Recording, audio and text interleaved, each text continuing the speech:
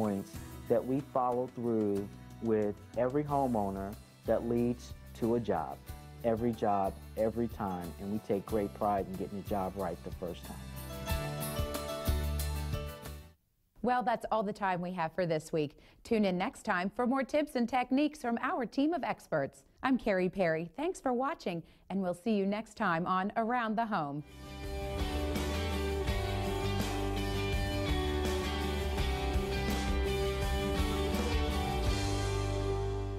You ever feel like the summer washes away your money and you need cash now? Well, enjoy the season and get the cash you need in a flash by using your car title at CashPoint. Get the cash you need in a flash at CashPoint. We just love the cruise. I'm gonna slide you a number that we're comfortable paying. That's the price tag. That's our price. That's everyone's price. It's Chevy's Total Confidence pricing, where everyone in America can get the same low price. Take it or leave it. Deal. Good job, baby. Chevy Confidence. Introducing Chevy's Total Confidence pricing. Very well qualified lessees can get a 2012 Cruise LS for around $149 per month. It's a security blanket, a guiding light, a toolkit with an endless to-do list, a spark. And if you only looked at the hand, you'd miss all that. At Fauquier Health, our plane tree approach to care helps us get to know the person behind every patient. It's different here at Fauquier Health. I'm Barack Obama, and I approve this message. Now Mitt Romney's attacking the president on Medicare? The nonpartisan AARP says Obamacare cracks down on Medicare fraud, waste, and abuse and strengthens guaranteed benefits. And the Ryan plan? AARP says it would undermine Medicare and could lead to higher costs for seniors. And experts say Ryan's voucher plan could raise future retirees' costs more than $6,000. Get the facts. Can you get the cash you need from CashPoint in 15 minutes without a credit check? Use your free and clear car title to get the cash you need at CashPoint in 15 minutes, and you could be lying around like a fat cat. Get the cash you need in a flash at CashPoint. ABC 7 News is taking you live to the Democratic National Convention. Join ABC 7's Gordon Peterson and Scott Thuman live from the convention floor in Charlotte for up-to-the-minute team coverage. ABC 7 News, your convention station. Hi, everyone. On the first 2 weeks of my new daytime talk show, Katie, we'll have Jessica Simpson, Jennifer Lopez, 50 Shades of Grey author E.L. James, and Barbara Streisand, too. Join me. Starting September 10th on ABC 7. ABC 7 News live at the Democratic National Convention. The following is a presentation of ESPN on ABC. Previously on the American Le Mans Series. If we're going to defend our championship, we need a win today. Corvette's on a little bit of a roll. Somebody needs to put the brakes on him. We're the team to do it. It never has a white flag looked so good for Guy Smith. Guy Smith just turned his best lap of the race, and exactly when he needs it. Through traffic and under pressure, the Yorkshireman, the 2003 Le Mans winner for Bentley, shows his mettle. And everybody trackside at the moment is holding their breath. Once again, the American Le Mans Series over-delivers in terms of entertainment as Guy Smith comes through the key for the last time. Lucas Lowe will surely have a look at Canada Corner. He's going to try to outbreak him going into Canada Corner. Guy Smith using the road real well. Oh, and he blocks him to the inside. Will Lure get a run off of Canada Corner? It's now or never for Lucas Lowe, and it's now, and he's done it. He had to make it stick. Watch Guy with the power. Guy with the power. Lost the power. Lure moves over to block him. Who's got the ponies? It's got to be the Mazda. The Mazda has beaten the Honda up the hill. Wow. That is extraordinary. Wow. After the closest finish in series history, the stars of the American Le Mans Series invade the streets of Baltimore, where the action is always rough and tumble.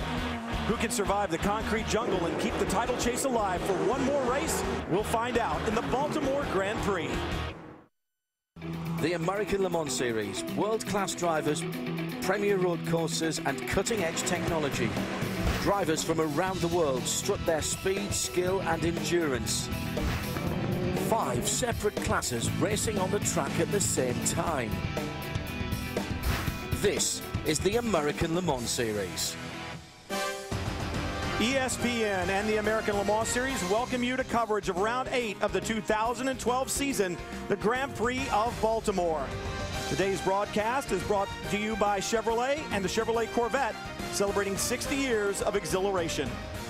You know, Baltimore has long been known for its beautiful harbor and its seafood, but it's also a sports mecca. It celebrates World Championship baseball and football programs, and this weekend, world-class sports cars have come to race on the streets. That means plenty of excitement.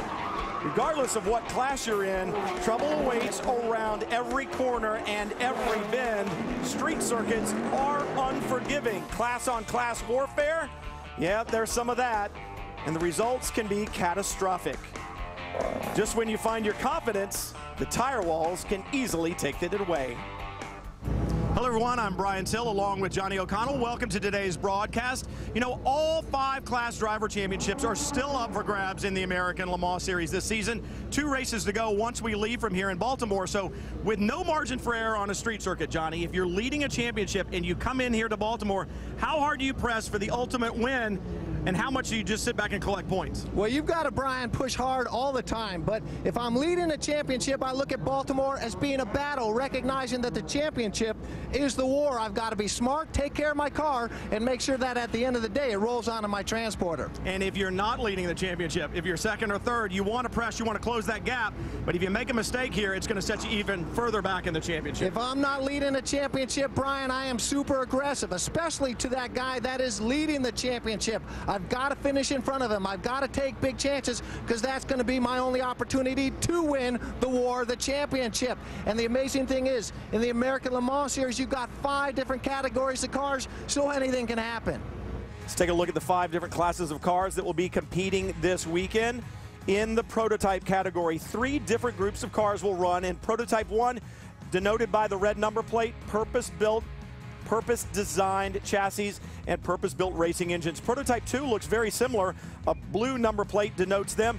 The only difference, really, a production-based engine, so the speed's a little bit less. And in Prototype Challenge, all of the cars, identical chassis, identical tires, up to the teams and drivers to get the most from them. In the GT categories, GT, a green number plate. Sports cars you would see on the street, Corvettes, Ferraris, Porsches. Choose your tire manufacturer, you can go racing. In GT Challenge, all identical Porsche 911 GT3 Cup cars. Once again, up to the teams and drivers to get the most. For Dyson Racing, it has been a tough weekend already. Yeah, you see right here in practice, Chris Dyson, very late move on the Corvette, contact with Oliver Gavin. This is not the type of thing you like happening in a practice session. And Chris Dyson not the only one having problems. Guy Smith noses into the tire wall, does damage up front.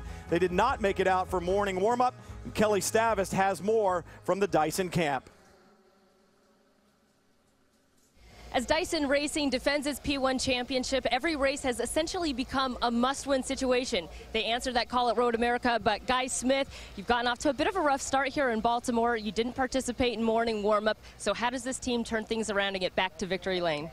Well, that's right. I mean, obviously, Road America was a great race for us, but you know, this is a tough race. Again, I don't think we've got the speed of the Muscle Milk car, but Baltimore is a tough track. It's bumpy, it's hard on the cars, and it's going to be very challenging in traffic. So I think if we can run hard enough and put them under some pressure, it's a long way, so anything can happen. Well, from prototypes to GT, and things are heating up, and to see it, you only have to go back 1 round to Road America. Yeah, and Corvette and BMW, Brian, definitely had the gloves off. You see a little contact there, but now the 4 car and the 56 car rubbing going into turn 7. Oliver Gavin, though, under braking hard into the 56 car, end their day. 56 is out, but BMW holds on to take the victory with the sister car, the 55. A lot of bad feelings when we left Road America. You got to believe that some of those bad feelings came here to Baltimore. Oliver Gavin, we just saw that intense battle between your 4 Corvette and the 56 BMW, which resulted in the BMW hitting the wall. I know you had a conversation with its driver, Dirk Mueller, after the race. What did you have to say? Well, I went to see Dirk. It had got pretty rough there after he'd come off turn 5 and through 6, and then he tried to drive me all the way to the gravel at 7, and then we got down into turn 8, and I was looking to wait by him, and maybe he thought he got dirt and stuff on his tires, and he had to take a tighter turn, and so he had maybe got on the brakes a bit early. He caught me out, and I did hit him in the rear, and that's what turned him sharp right into the wall. And you know, I went and saw him, and I apologized for that by saying I didn't apologize for the incidents earlier. You know, he was still pretty upset about it, and you know, I said to him, look, you know, nothing's going to be, anything I say is really going to make much difference now. He did tell me that I'm going to be on his list, so I'm not exactly sure what that means, but you know, it's part of racing. You know, there is going to be contact between cars. It's pretty intense. It's coming down to the final few races now, and you know, everybody's wanting to win, and everybody's wanting to win the championship. So, you know, it's going to be, I'm sure, exactly the same here today. Hopefully no more contact, but it's going to be close racing, and hopefully we can have close, tight, fierce racing, but nobody's going to come off and end up in the wall. Certainly we want to hear the other side of the story. For that, here's Jamie Howe. Following that incident at Road America, BMW Team RLL has actually replaced the number 56 car. This is not the same race car that we saw in Wisconsin. So, Dirk, we know words were exchanged. We've moved on to another race. Where are you with this situation? Well, first of all, I have to say that I'm really happy that lots of people are coming by and say sorry for what they've seen, and we all have seen what happened. There was a great YouTube video for the action, and actually I really appreciate that Ollie came by and did apologize. Honestly, to be fair, I did a couple of years World Touring Car, and everybody knows that's you know, more contact and that kind of stuff. To be fair, I've never seen that in GT racing before, and I'm still a little bit frustrated. You said it, the team had to work a whole week to get last year's from the 55 guys. So we are actually running last year's 55 car because the other car got really bad damage. Like I said, it's okay, you know, Ollie can buy, but to be sure, I'm still happy with what happened there.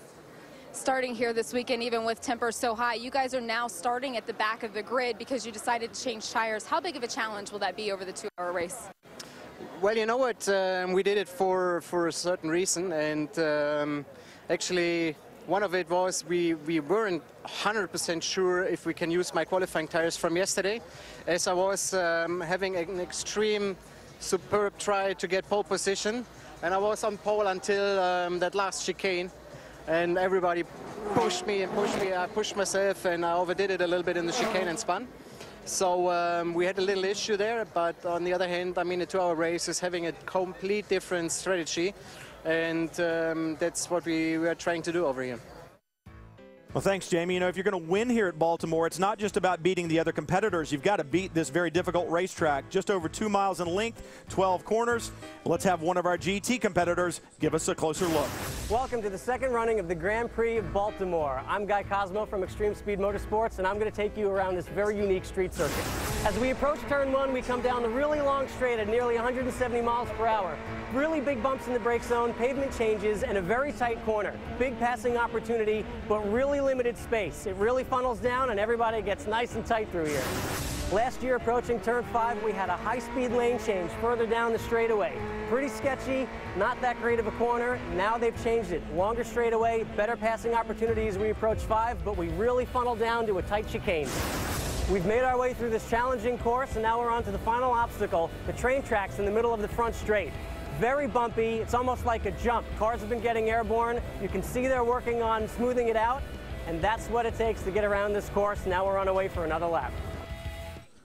Well, Guy talked about grinding on the racetrack. Well, they're not able to get that bump taken care of there at the railroad track, so the organizers added this chicane for the rest of the weekend. That's what all the competitors will run with, and it slowed the speed down over there. There's still a pretty good-sized bump, though, at the exit of that chicane, especially to driver's left. We've seen incidents there, John. You know, Brian, I look at that chicane and I see it as a race car mass murder. You know, the guys have to really unbalance the car in a bad situation. We saw what happened in qualifying yesterday with the BMW. Not an easy corner, and I'm worried it's going to catch guys out today. The 44 car sitting in the pits, and the reason why Seth Nyman has withdrawn himself from that car, it will have to start from the pit lane because Patrick Long will share that car with Marco Holzer today.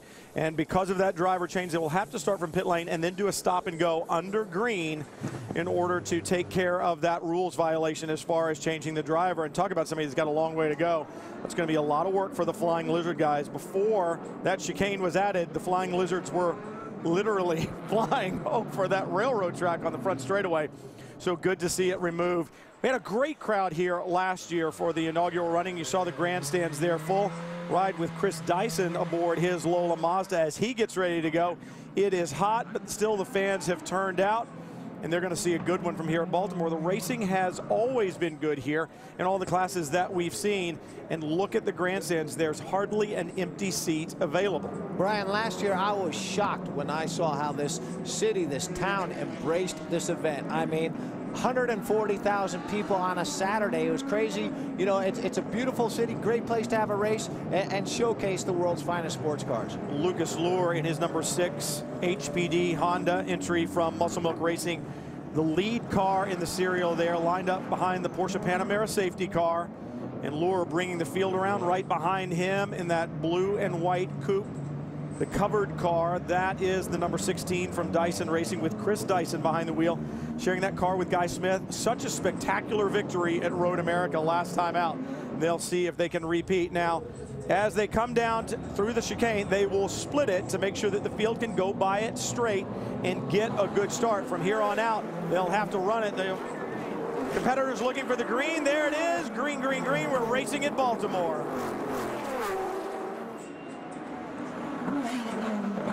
And you see the heavy traffic in the braking zone. Prototypes first, followed by the Prototype Challenge, and already a problem for the number 20 from Dyson Racing, and that stacks everybody up.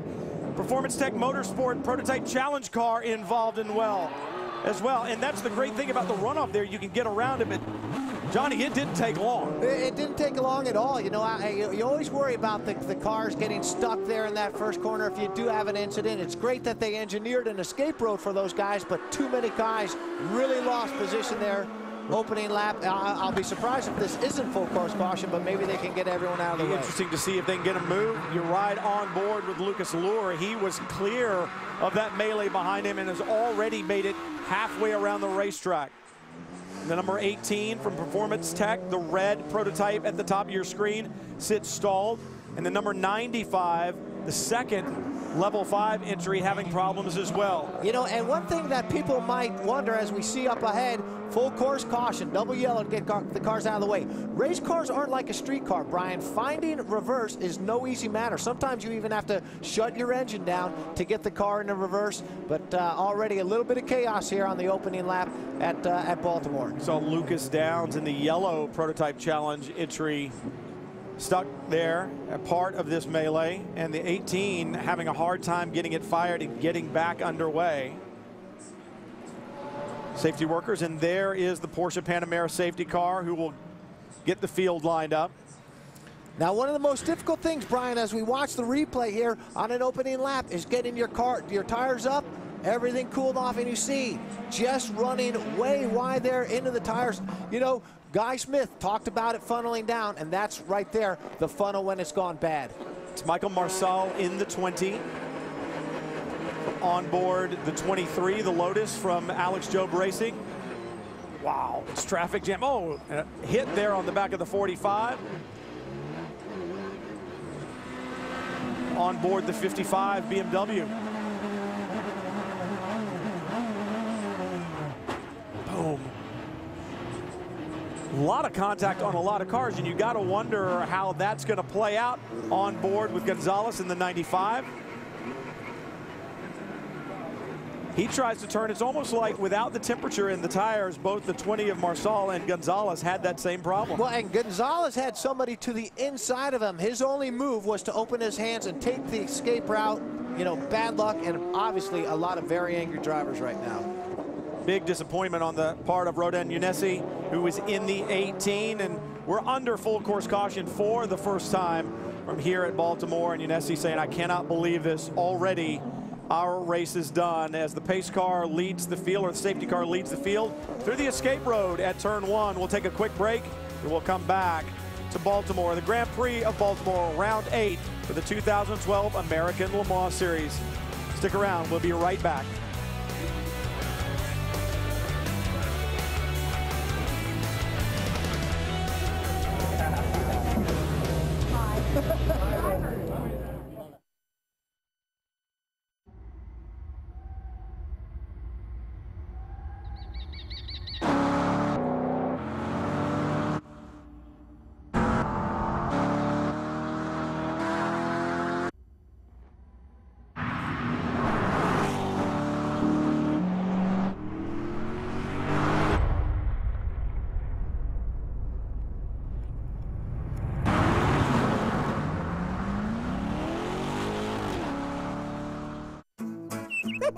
First day of spring. Oh, my battery is perfect. Yep, we've been on a battery tender for 6 years. Well, I wish I could say the same. What do you mean? Old man forgot to plug me in. Yeah, before I was on a battery tender, I flatlined. Ouch. Well, at least this couldn't get any worse. Don't let your batteries become a statistic. Connect a Deltran battery tender. Available at these fine retailers. If it's not a Deltran battery tender, it's just a pretender. How do you make summer feel 90 days longer? Get to the Mazda Summer Drive, because you can save big on a 2012 Mazda 3 with no payments for 90 days and 0% APR for 60 months. So get our hottest deal of the summer on the 40 MPG Highway Mazda 3 with SkyActiv technology. 0% APR for 60 months, no payments for 90 days. Only at the Mazda Summer Drive, and only for a limited time. TV's most dynamic duos, tonight at 9/8 Central on ABC. Prepare for the new season of Once Upon a Time. I will destroy you if it is the last thing I do. With special encore episodes tonight at 8/7 Central, followed by the season premiere September 30th, all on ABC. This ESPN on ABC presentation of the American Le Mans Series is brought to you by Chevrolet Corvette, celebrating 60 years of exhilaration. Forza Motorsport 4, Racing Game of the Year, and your home for car passion, available now only on Xbox 360. Porsche, there is no substitute. Back at Baltimore, there's a good look at Harbor Place and a nice aerial shot of the harbor and Turn 1 down on the racetrack. It's a great facility here. You know, racing has always been about efficiency, and it's about trying to go as fast as you can, saving your tires, saving your fuel, having the least amount of impact you can with the wall. Well, Michelin's taken it another step further. It's about being clean, fast, and efficient, and this time, as far as the environment goes, you want to be clean, you want to be fast, you want to be efficient with the fuel that you burn and the carbon emissions that you put into the air. And so there is a Michelin Green X Challenge for both the prototype and the GT classes in a year-end championship. Driving, not only working, corner workers are the ones who work the hardest out here. You think it's the drivers or the crew, but if it were not for the corner workers, race car drivers couldn't ply their trade, and there are plenty of SCCA corner workers on hand here at Baltimore. Next to the driver, the best seat at a racetrack is what these guys have. They're SCCA corner workers, and what they do is communicate with the drivers what's going on the racetrack. So let's go through some of the flags that these guys use. The green flag just means go fast. Okay, another flag that we see out there is this one. I hate this flag. Okay, this is a surface condition. Could it be anything from a dead squirrel to some guy lost his gearbox? There's fluid everywhere. You don't know how to drive this one. What do the pro guys do? They assume it's just a dead squirrel. This one, the white flag. Okay, this is sports car racing. Doesn't mean last lap. It means a slow-moving vehicle on the course up ahead. Maybe a guy with a flat tire. All right. One other flag we see a lot, especially at street circuits, yellow flag. Standing like this, as a driver, it warns me about something up ahead. But if these guys are waving it like that, man, that means there's a really bad situation up ahead. I gotta slow down, can't pass anybody. In the American Le Mans Series, so many classes of cars, we see this, blue flag. Means that there's a car following you, maybe closely. Doesn't mean you have to let them by, though, okay? The red flag. Okay, this usually means something bad happened on the circuit. Slow down, bring your car back to the pits. And finally, a flag that Brian Till, when he was a driver, saw all the time. Black flag means you're misbehaving out there. Time for you to report to the principal and get yelled at. That's a flag that you know well. And right there, there's the double yellow, and letting all the drivers know, informing them that the course is not raceable. They are lined up behind the safety car because of the crash down in turn 1, and there were numerous competitors involved. Take a look at the list. Merchant Services, that's a prototype challenge car. 20 of Dyson Racing at P1. The 18, another prototype challenge. The number 23 of Alex Job Racing, the Lotus that we rode on board with. Dempsey Racing's prototype challenge. The 55 BMW, the 95 Level 5 Motorsports P2 entry. And I've got to believe there are probably some that we didn't even get on that list. Yeah, but Brian, a lot of those guys had superficial damage, so nothing that would have really cost them much position. Talk about superficial damage. It was a flat right rear for Antonio Garcia in the number 3 Corvette. And for Antonio Garcia, he had to try to make sure that he could get back around and get that taken care of, Kelly. Brian, they didn't want to take an emergency service stop while the pits were closed, because essentially if they could only change that one tire, they'd still have to bring that Corvette back around while the pits were open. So instead you see Antonio Garcia very carefully wheeled that Corvette around the track to ensure the tire didn't come apart and cause damage. They took a look at it, no damage done. They gave him 4 new Michelins, and he came out of pit lane while the pits were open. What she means by emergency service, if the pit lane is closed when all the cars are lined up behind a safety car in the beginning, they'll close the pit lane so that no one has an advantage. So what happens is, if you come in for emergency service, once the track goes back to green, you will have to do another stop to make sure that if you did get an advantage, it gets taken back away. So Garcia said, I'll just run around on the rim for a lap as long as I'm not tearing up the car. That's exactly what he did. But and Brian, it really wasn't him making that call. That'd be the engineers looking at a bigger picture. I guarantee you Antonio wanted to get in, because when you're running around on a flat tire, you worry about that tire delaminating and doing a lot of bodywork damage. They did the right thing, though. Antonio Garcia gets credit for not wrecking that car, bringing it back. Lining up, safety cars in, and we're back to green at Baltimore. This time, the field single file when they come down to take the green, and this should help things out in the braking zone for turn 1.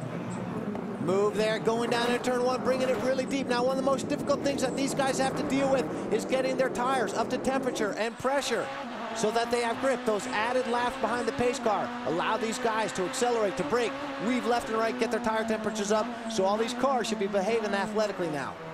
On board the 55 BMW. Jörg Mueller behind the wheel. It was Mueller and Bill Auberlen who celebrated the victory at Road America, and he has damage to the front end of that 55. Understand there will be some penalties. The 11 from JDX Racing, speeding on pit road. Just one of several penalties. You know, right now, I look at that BMW, and you can see that there was damage right there on the left front, okay? The one thing I would be worried about as a driver is my hood coming up. So how do they deal with that? They're watching it on the monitor to see if that thing starts loosening up. Oh, and this is not loosening up, it's tightening up. It's the battle in the Prototype 2 category we have seen all year long. The orange and silver prototype just in front, the number 37 of David Hannemeyer Hansen. You ride on board the 055 with Scott Tucker. Hannemeyer Hansen has picked up that position now. Martin Plowman, who shares that car with David Hannemeyer Hansen, qualified it yesterday. They did not have good response from the Nissan power plant in the back. It was bogging down in the corners. They thought they had a much faster car. It looks like that problem may have been fixed because Hannemeyer Hansen just made short work of Scott Tucker. Well, and remember we started at the beginning. Whoa, man, a lot going on here. But at the beginning, Brian, you and I talked about championships. All right, Scott Tucker is leading that championship. Hannemeyer Hansen is doing what he needs to do. He got by, has the point. Now he's in control of his own destiny. Riding with Wolf Hensler, currently running third. Remember, Team Falcon Tire won this event last year in the GT category. It was their second win of the season. And the first on dry tires, the tire they brought back to start with this weekend was that same compound, same design that they raced with here last year. It'd be interesting to find out if that's what they're running, because right now Wolf Hensler having a good go of it. And that guy is as aggressive as anybody out there. When Falcon Tire gives him a tire that he can work, he pushes it very hard trying to get to the front. Awesome battle. We see second, BMW right in front there, and the yellow Corvette of Tommy Milner trying to hold on to that position. good battles in GT. Talking to Wolf Hensler right before the start of the race, and he wasn't that pleased with the qualifying position. He said, we don't really have the pace for the other GT competitors, but what he was excited about was that this is a street circuit, and that gives him a chance as a driver to really be aggressive and to make some racing moves. He says, as a driver, you can't have a personal strategy going into a race. You have to be able to adapt to whatever the race throws at you, and that's exactly what Wolf has done today. Running third is really strong for that Team Falcon tire car. Well, that's an interesting note. Right in front, there's a Prototype 2 and a Prototype Challenge category. Street circuits bring out a different animal. And speaking of animals, there's some excitement going on down in turn 1. Wow, the 55 slips past the number 4 Corvette. So does the 17. So positions changing all around this Baltimore street circuit. It is what you expect with American Le Mans Series competition. 5 different classes of cars racing on the track at the same time. And when you pin them in between concrete walls, it gets exciting. Tommy Dreese in the red Prototype really kind of holding up the show there. Scott Tucker was involved in the mix. Here's a look at what happens down into turn 1. Scott Tucker in the black car, Tommy Dreese in the red Prototype trying to get by. Jörg Mueller in the white BMW says, thank you very much, you're right on board. He's gonna slip underneath, use this traffic to his advantage. There's one more look from the exit of the corner. Faster P2 car gets out. But for Jörg Mueller and his BMW, he picks up the position, and so does Wolf Hensler. Plenty of excitement here at Baltimore. It's round 8 of the 2012 American Le Mans Series season, happening right here on the streets around Oriole Camden Park from here in Baltimore. We'll be right back right around this corner. They say on-track communication is key in motorsports. Stay tuned to find out what Thomas Blum and myself go over when we're out there in the heat of the battle.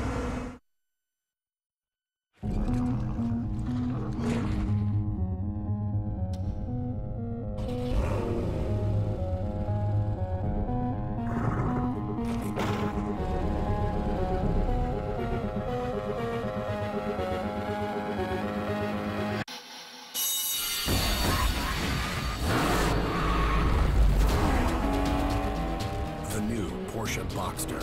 Freedom is at the wheel. Max and his son made their way homeward bound when mischievous rain dropped down, down, down. Safety was threatened by every roguish drip. They slipped and slid. They couldn't get a grip. Then along came the Michelin Man, reminding them the right tire changes everything. Stop up to 31 feet shorter than a leading competitor with the new Michelin Defender tire, backed by a 90,000-mile warranty. Michelin, a better way forward.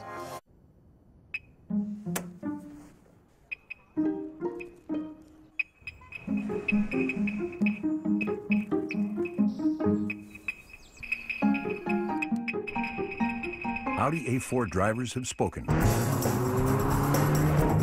And they rank the A4 highest total quality index in its class.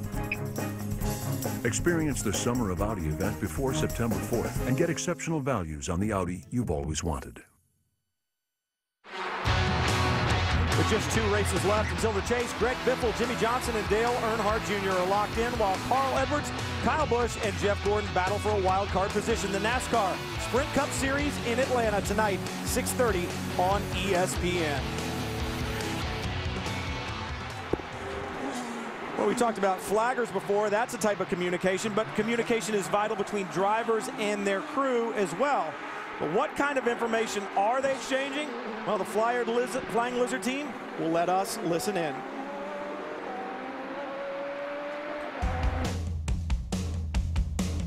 During the race, there's a lot of things that are going on. Traffic information we're trying to give to the driver, information about what's going to happen, later in the race if he's involved, we're going to make a driver change. Radio communication is pretty unique to the driver and the team. I think it comes down to that chemistry that you have with your strategist. Ultimately, the more talking that's going on, the less you're processing what's coming at you and what's in front of you. So we try to keep it to a minimum. Do you have cameras around the track? I do. Copy, please talk for me. No problem. I think it helps us a lot that we've had, this many years to work together, and Patrick knows kind of what information I give him. I know kind of by Patrick's demeanor and his tone of his voice, kind of what he wants from me. Jurg's the same way, and so I think it definitely helps that we've been able to work together for this many years. Talked about listening to his strategist. Interesting, the black and green Ferrari that you saw flash by in front of the 45 Flying Lizard Porsche. That silver and red Porsche there is the 02 Extreme Speed Motorsports entry. Well, that's actually the 01, I should say. The 02 has pitted. Ed Brown has climbed out. He's done his minimum time, and Guy Cosmo has climbed in. So there's some strategy being played. It's Lucas Luhr who leads overall, and in GT, Jörg Mueller with that good move with traffic has moved himself to the point. That's the 01 of Scott Sharp that you ride with right there, the Ferrari that we were just talking about, the team car to the 02 from Extreme Speed Motorsports. Just listen. Moving through traffic, down 2 gears. God, that sounds so pretty. And this is a high-speed corner. In fact, one of the Vipers, the 91, taken out of contention this weekend in practice by going off there in turn 9. That fast right-hander we just went through. We're actually riding on board the 02 Ferrari, high-speed section of the racetrack, and then onto the front straightaway. All right, and Brown, we talked about a chicane. What is it? We're going to go through it right now. Quick, left, right. It gets you to slow the car down before you go over those railroad tracks. It is a safety measure, but also it makes things very difficult because guys have been getting out of shape there. And it makes you slower at the end of the straightaway because it impedes your acceleration. Last year, the chicane here went right, left, right. This year, it's just a left, right, so it is taking a little less speed off. The cars are a little faster at the end of the straightaway. Some of the competitors have found a problem at the exit of the chicane as they're exiting a little higher speed across the railroad tracks and finding that wall at the exit. We're gonna get prototype challenge.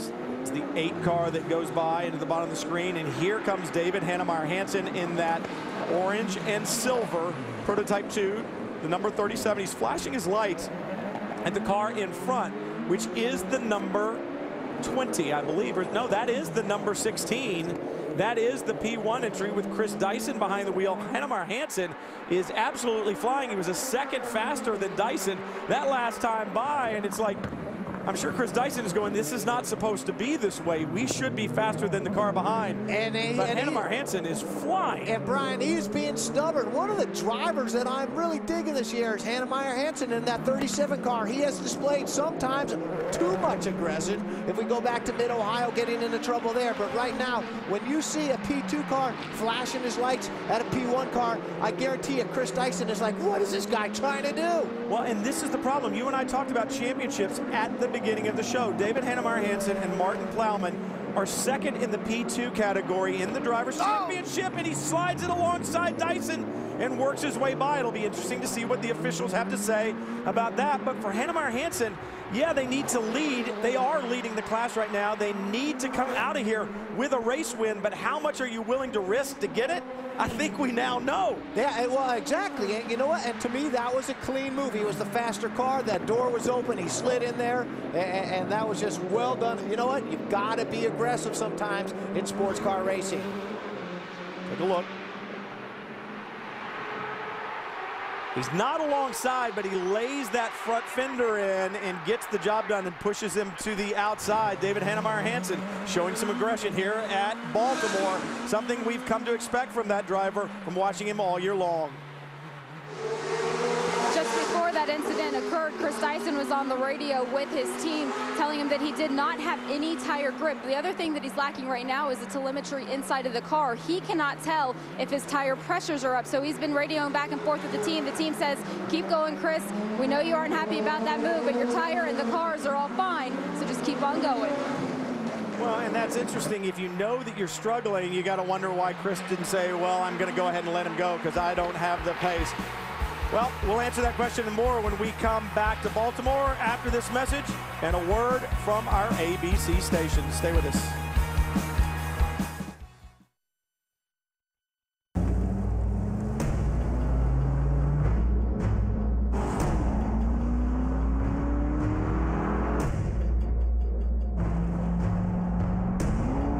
It's not just what we gave the new Corvette 427 that makes it special. what we didn't.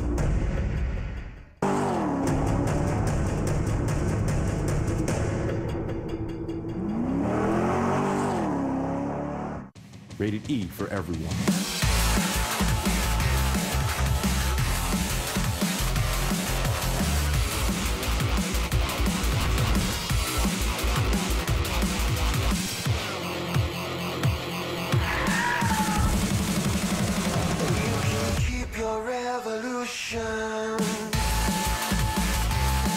Available now for Xbox 360.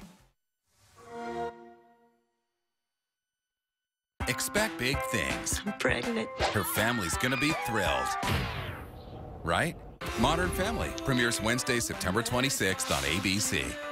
Ever try to get financial help and feel like the people that are supposed to help have no clue? Come to CashPoint. Use your free and clear car title to get the cash you need from people that understand.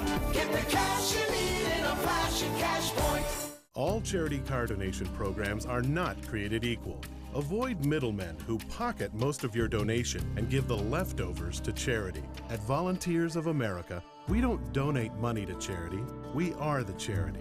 That means 100% of your donation stays with Volunteers of America, helping thousands of children, veterans, and seniors in our area. Go online to carshelpingpeople.org to donate your vehicle where it will do the most good. Volunteers of America. This is it, the last and final Labor Day for the Room Store Bankruptcy Going Out of Business sale for 5 days only. Thursday, Friday, Saturday, Sunday, and Labor Day Monday. Extra bankruptcy liquidation discounts will be in effect in all 11 stores. All remaining fine furniture at, near, even below wholesale. Living rooms, dining rooms, bedrooms, and more. Take 65% off Oriental rugs. Extra bankruptcy liquidation discounts for 5 days only. It's the last and final Labor Day at Room Store. In bankruptcy and going out of business forever. For more information and the location nearest you, go to roomstoresale.com. Oh, it's that time again. Time to come up with the extra cash to get the supplies for the kids to get back to school. Use your free and clear car title at CashPoint to get the cash you need for all your supplies. Get the cash you need in a flash at CashPoint. Win the new iPad. Enter at WJLA.com/Facebook. And back at Baltimore, Lucas Luhr on his Michelin tires is leading overall, and the engineers going to work here. Michelin has made it easier for teams to focus on their car setup instead of chasing their tires. Kelly Stavis tells us just how they do it. One of the biggest challenges teams face whenever they run on a street circuit is all the different surface types. In just this one section along the front straight, we go from rough concrete to smooth. We've got railroad tracks, manhole covers, and plenty of debris. So Michelin engineers have worked to create a tire compound that works well across all these different surfaces and remains consistent throughout each stint and from set to set. Now that's especially important here in Baltimore because teams have limited track time. So if they can rely on the consistency of their tires, they can focus their efforts on car setup. Michelin has won 15 of the 16 ALMS street races, but they're looking for their first Baltimore win today. Those are pretty impressive stats when you think about what Michelin has done. It's pretty impressive what Muscle Milk and Lucas Luhr are doing right now. Their HPD chassis, the Honda power plant in the back. You saw him just go past one of the Autosports prototype challenge cars with some body work hanging off of it. I think a lot of the competitors today are going to come in with torn and tattered machinery underneath him. In the prototype challenge, it is the 06 of Alex Popov. That is also the championship leader in the drivers category, and he's having another good run of it. 12 points ahead of team owner John Bennett and co-driver Colin Brown, but the 05, you saw a flash by right there trying to hunt them down, but they have damage on their car from that earlier scrape down in turn one. You know, and we need to remember, Brian, in this category of cars, you have two drivers. Okay, generally the starting driver is what you would call the gentleman driver. Not, you know, talented, good. Not as quick, though, as the guys that are going to get in the car at that first pit stop, which will be happening in about 20-some-odd minutes. See the number 11 on pit road. We talked about a speeding on pit lane penalty earlier. Well, that was the least of their worries for Chris Cumming and his partner Michael Valiente this weekend. Concrete walls, there's no place to go. The 55 BMW, Jürgen Mueller, the leader in the GT category, just pushes him aside coming into that chicane and get out there on the dust, and there's nothing you can do. Chris Cummings Probably should have seen it coming a little bit earlier and got out of it perhaps, but well, and that's a tough deal because as I'm on board here and watching, looking up ahead there, it looked like Chris could have given a little bit more room to that BMW. He needed to be aware that he had it was going on there, but we are hearing that they are getting a penalty on the 55 car on a street circuit like that, Brian. That is murder. Well, the penalty is stop, which is bad enough, but hold for a minute as well, so that is going to be huge on the 55. And you know they're going to argue it. You see damage now because he just hit the tires in the chicane, and you got to give room. I said maybe Chris Cummings could have given him a little more room. Well, Jörg Mueller perhaps could have given him, Chris Cummings, a little more room, I should say, as they came in there and not have moved him out of the way. Here's a look. Oh, just both sides. Oh, man, using every little bit and then some. That car, you remember college football when they had those tearaway jerseys? That's kind of what that reminds me of right now. It's a little more expensive than a tearaway jersey, and right now it seems like Jörg Mueller may be letting his emotions get the best of him. I know he's not happy about the call, but he does come into pit lane and work his way around to the penalty box. Here's the problem. He can't stop and have this fixed. It is a penalty. He has to serve it. He will drive down pit road to the penalty box, pull in, shut the engine off, and sit there for a minute. If he doesn't, he'll overheat. The only thing cool in the 55 BMW right now be the engine, because I guarantee you the driver is not the official holding him. I have been there before. Now watch. Oh, and just playing that way too tight. Now we go back to when he got into the 11. Again, I'm going to argue that call a little bit because he was in front of the 11 car when they had that contact. But I'm sure he's a very frustrated driver right now. When you represent a factory, you are expected to do a lot of things. You are expected to win, but you're also expected to look after your car, bring it back to your teammate. You're expected to be there. And, you know, bad day for the BMW guys. And you can see, oh, come on, let me go.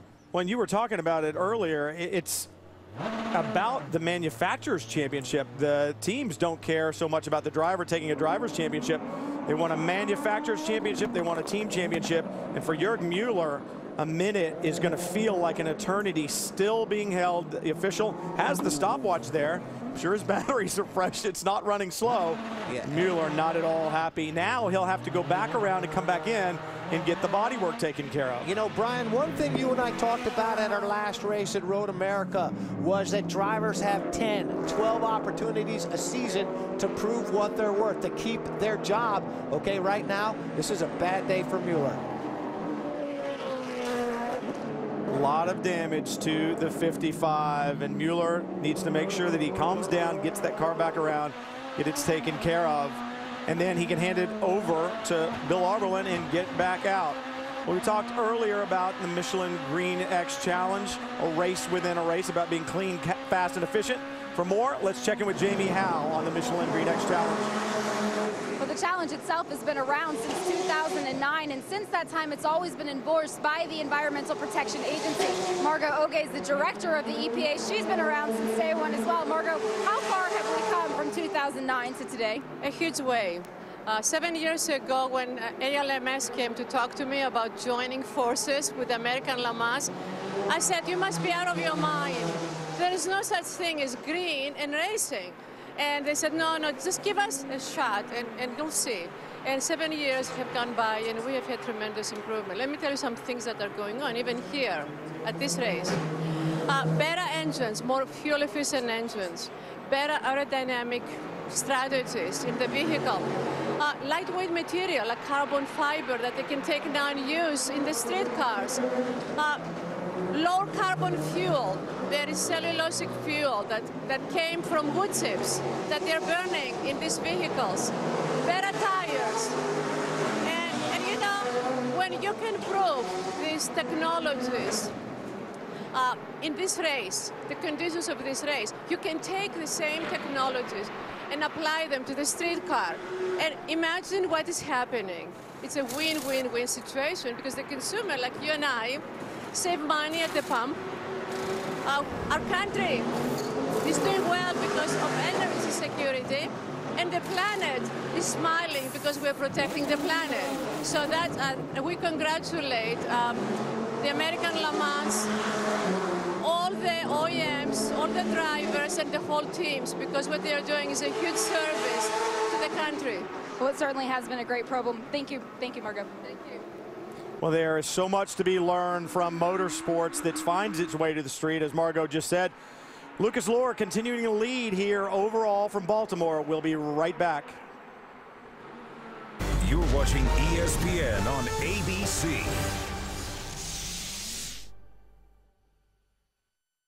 What do you drive? Is it inspiring?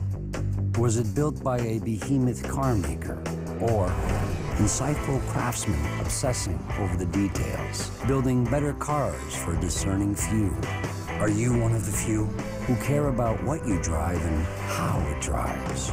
We're with you because we believe if it's not worth driving, it's not worth building. We build Mazdas. What do you drive?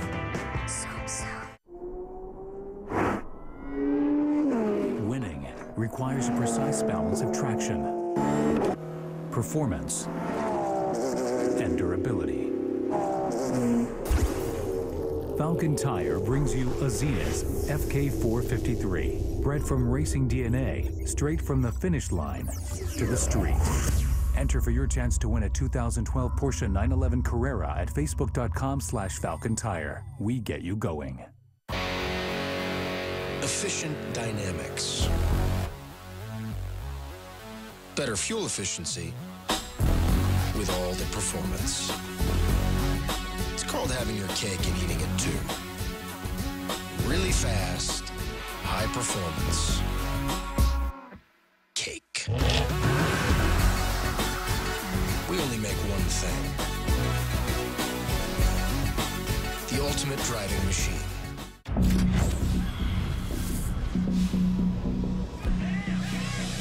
The message is clear. The time is now. The world needs its most powerful, most unforgettable, most spectacular stars to return for the most epic season yet. Dancing with the Stars All-Stars live premieres Monday, September 24th on ABC. From the network that brings you the best in family comedy comes a show that boldly goes where no family comedy has gone before. The Neighbors, Wednesday, September 26th on ABC. Next up on the American Le Mans Series calendar, it is the inaugural run at Virginia International Raceway, ESPN2, 5 Eastern on Sunday, September 16th. You can hear qualifying at 3:25 p.m. on Friday the 14th on ESPN3. That should be a wild one, a very fast racetrack. New leader, the 95, Ricardo Gonzalez from Level 5 Motorsports, a P2 entry, leads overall, and that is because the number 6, the Muscle Milk HPD with Lucas Luhr behind the wheel, has made a pit stop, and things really beginning to cycle through as far as pit stops go in multiple classes. We've seen P2 cars quick all day long. The 6 on pit road right now. Lucas Luhr climbing out. Klaus Graf climbed in behind the wheel.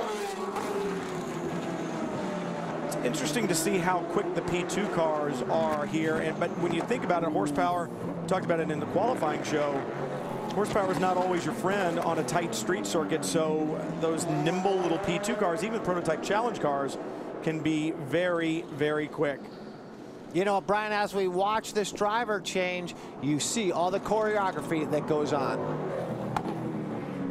And it is well rehearsed between Lucas Luhr and Klaus Graf. And even though these guys had a nice win streak in the middle of the season to have a pretty comfortable points lead, we see that there's a holdup here on this pit stop. We're going to try to find out what's happening. This is a team that knows they must complete 70% of every race to score points. And they certainly aren't taking it lightly that they have the championship lead here. This team has had electrical problems throughout the season. They thought they had it rectified a couple of rounds ago at Mid-Ohio, but something's biting them as they're not getting this car started. I'm going to get a word in with the team and find out what's happening. The engine cover is coming off. The steering wheel came off. It can be a part of that electronic system as well because of the paddle shift and all that. The crew member also having to reach up underneath the dash. You saw the crew pull a wire over. That is auxiliary power. You're not allowed to start on an external battery. Is it a shifter issue like they had at Lime Rock, which was electronically controlled? Well, and Brian, what I just saw was Klaus Groff toggling the right hand, trying to get the gearbox to move, to go up and down the box. He has an indicator on his dash that tells him what's going on, and the fact that they exchanged steering wheels makes me think that that is what they've got going on once again. And what they did at Lime Rock was pretty simple. We just described it as Control-Alt-Delete. They basically reset the computer system and it fixed the glitch, but it has reared its ugly head again. In fact, they had the problem twice. They had it at Canadian Tire Motorsport Park as well. Is that the issue here? Well, that's the word we're getting from the team, that it is indeed an issue here with the gearbox. We saw it happen a couple of times in those earlier races. As you said, they had to completely shut the system down, which is what the team is trying to do. So far, it hasn't worked. We see Klaus Graf sitting there still trying to get this Muscle Milk Honda fired up.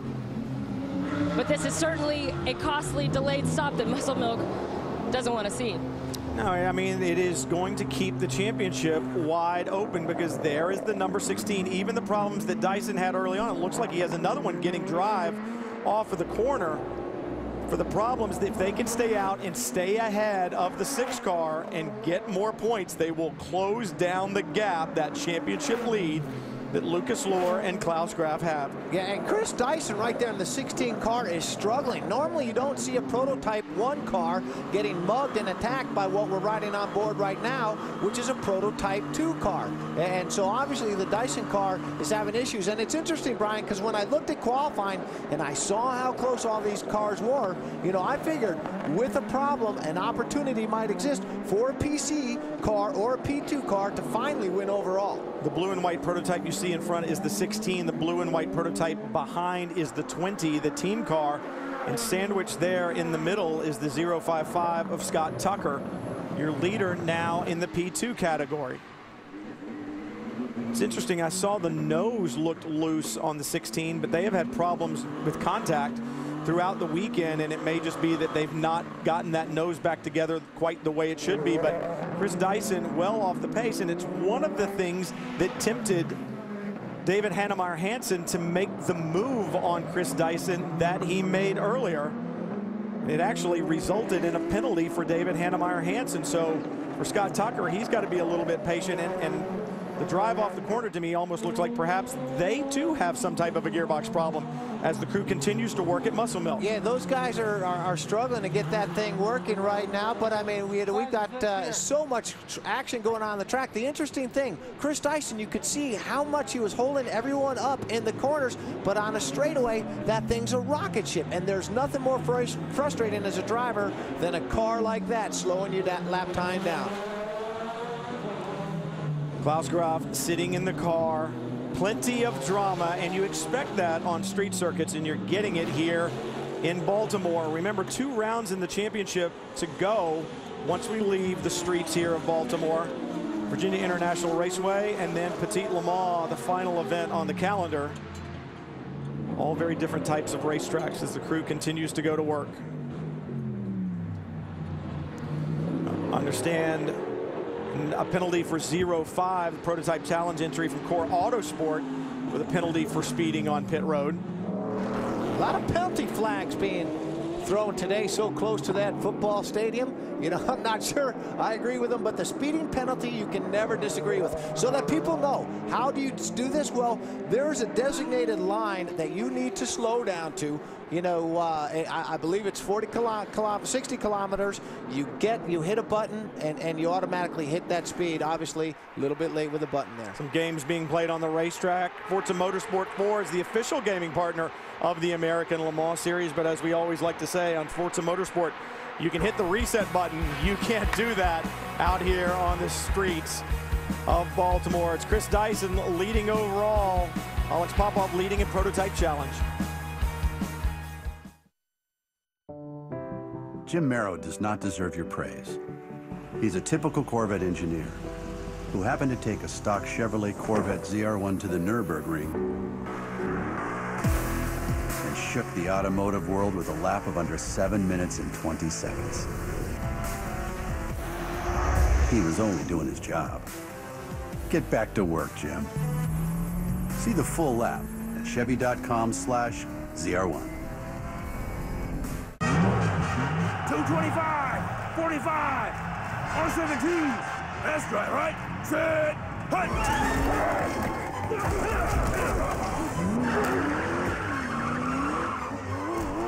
At Yokohama, pioneering technology to produce the best performing tires in the world is all part of our game plan.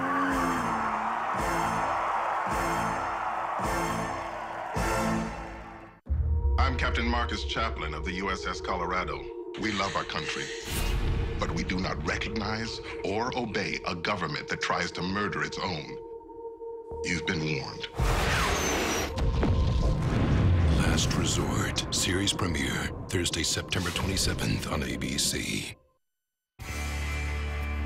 Back at Baltimore, Ollie Gavin runs second in his Corvette, and that's good news for Corvette fans because they're celebrating their 60th anniversary this year. So this season, Johnny O'Connell is going to take a look at some of the great Corvettes of the past. Corvette, an American icon. All season long here at the American Le Mans Series, we've been covering the different generations of Corvette. It's history, from C1 all the way up to C6. But just because C7 isn't out yet doesn't mean that Chevrolet has been sitting still. This is the ZR1, and to tell us about it, once again, Harlan Charles. This is the 2013 60th anniversary edition Corvette ZR1, and this isn't just a regular ZR1. This has the PDE performance package. It has the racing spoiler. It has these lightweight black cup wheels. It has these new Michelin PS Cup tires that are basically the closest thing you can get to a street legal race tire, and it was developed to improve our lap times and our times at the Nürburgring. How fast did it go around the Nürburgring? A 7:19. That is insane. How fast is a 7:19 around the Nürburgring? It's flying. Really not much different than putting a man on the moon. Quite an achievement by engineer Jim Merrow laying that lap down. A man on the moon.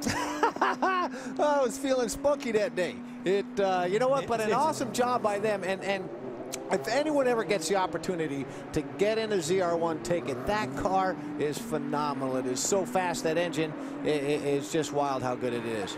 Tell you who also is quick and who is fast, Ricardo Gonzalez, 95, our overall leader. But it hadn't been easy. Look at this. That was a little moment. Rears locked up, and that's heading down into that turn 5, 6, 7 complex at pit in. You know what? Your definition of a little moment and mine are two different things, because to me that is a big moment. And you know what? What's happening up the gearbox, and there's a change of elevation right here. Oh, man, that was huge. He did the right thing, though. When in doubt, straighten it out. When in doubt, straighten it out. He did, but the 16 had a problem. Chris Dyson, remember, he's been struggling with that Lola Mazda, and it finally bit him. You know what? He has not been having a good run. Now, remember, as we're on board here, yeah, you know what? That's almost one of those deals. I'm starting to wonder whether or not the 16 has a mechanical issue or not, because they are certainly struggling with that car. And remember, one of the things that is most challenging about a street race is how bumpy it is. It's very easy that they might have damaged the car a little bit. And when we look at the number 6 Muscle Milk car, they've got a mechanical issue. So again, the streets of Baltimore proving how rough they really are. Well, it's Ricardo Gonzalez who leads right now, but the sister car, the 20 of Michael Marcel, runs second. Let me give you a little deja vu and take you back. Last year at this event, it was the 20 car that won with Stephen Kane and who made Al Masoud. And in GT, it was the number 17 Team Falcon Tire Porsche. Brian Sellers at the wheel at the checkered flag, and they are leading right now in the GT category. The 6 car has made it back out on track, but they are many laps down. They are being shown having completed 28 laps, 36 laps for our leader. So Muscle Milk has fought back before. Today might be a monumental task. Greg Pickett is the team owner here at Muscle Milk Honda. And Greg, a costly pit stop, but you got to the root of the problem. What exactly happened? Yeah, actually what it was just a relatively simple thing. This is called the gear shift actuator, that when we took it off the car, this wouldn't move. It was frozen. And now we've got it as it's cooled down, we think, then it's moving back and forth. We replaced it. The other one's on fine. There was nothing wrong with the transmission. It was just simply a gear shift actuator. We went to shift it and no go. So this is a new issue from what we've seen in the past with some of those electrical gremlins. You know, that it isn't one of those electrical gremlins. You know, we don't know exactly what it is. You know, we've had some good fortune, but then we let little things like this catch it out. I noticed there's 16 cars in here for a while, so, you know, this isn't, you know us. We're not going to give up. The guys are going to go out and qualify at with Koffs in the car now, and we'll see what happens. We think we can, hopefully we can go to the distance, at least get to 70%, come out here with some points, and we'll go from there. Certainly keeps things interesting. Thanks, Greg. Jamie? The race-leading prototype, the number 95 from Level 5 Motorsports, made its way to pit lane. They are doing a driver change. Ricardo Gonzalez out. Luis Diaz now getting behind the wheel, but he is not taking over a good-looking race car. There is some damage to the nose. Obviously, the speed's still in it, but it's going to be interesting to see what happens as the race continues. A fresh water bottle. This is one of the hottest races we've had all year, staying hydrated for the drivers.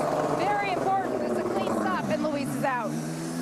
Ricardo Gonzalez did a great job. He also did a great job earlier in the year, and this Level 5 team always fielding good cars. And for Luis Diaz, this is going to be awesome. He's got a good ride, and if a P2 car could win overall here, it would be pretty spectacular. The 20 has gone to the top. Guys, moving back out. You know, Brian, we always talk about technology as it relates to the American Le Mans Series. One very cool thing about that piece with Greg Pickett, when he showed that part, there's actually a sticker on that part that has a thermometer on it. So that way the team can monitor what temperature these parts get up to, and that is what makes me wonder and think that they are aware that it is a heat-related issue. You know, we talked about last year and the winners in GT. This was the view that you had last year at the checkered flag, because Team Falcon Tire took that victory, and it was probably the best drive of Brian Sellers' career. He took over from Wolf Hensler, was pressured heavily in the ladder going, but still came away with the win. And Sellers right now doing a great job behind the wheel of the 17. I think he likes Baltimore. You know what? I mean, they've got to like Baltimore. I mean, you give them a good tire where the car's set up, these guys are going to go fast. We all know how strong Wolf Hensler is. You know, Brian Seller, he's one of America's top drivers. It's funny, he's one of those guys that I thought Dodge would have maybe taken a look at, and he's definitely showing what he can do here today. Give this guy an opportunity, good things are going to happen. Well, and I think the Falcon Tire works well here at Baltimore on the streets. Well, Wednesdays this fall on ABC, they found their dream home. So what if the Neighbors are aliens? The Neighbors, a new comedy series, premieres Wednesday, September 26th, 9:30, 8:30 Central. I've had some neighbors like that from time to time. Take a look at the leaders as we go to break. We'll be back to more from Baltimore after this message and a word from our ABC stations.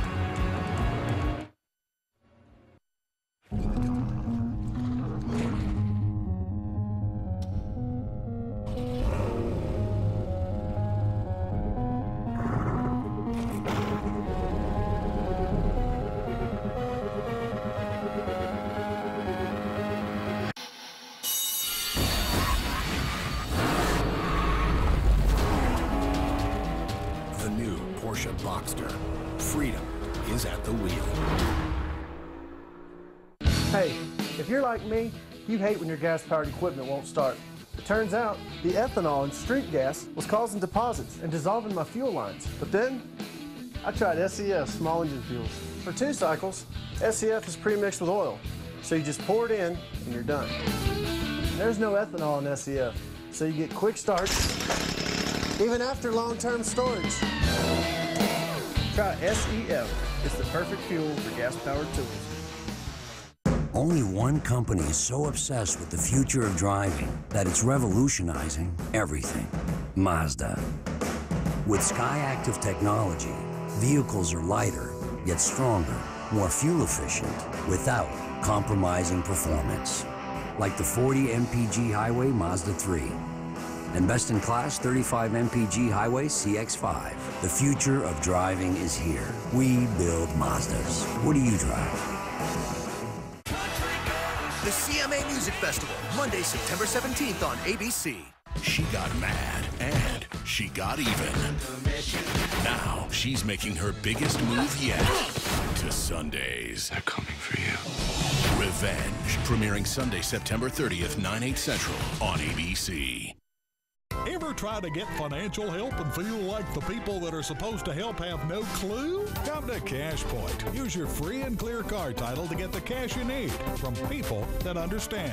Get the cash you need in a flash at CashPoint.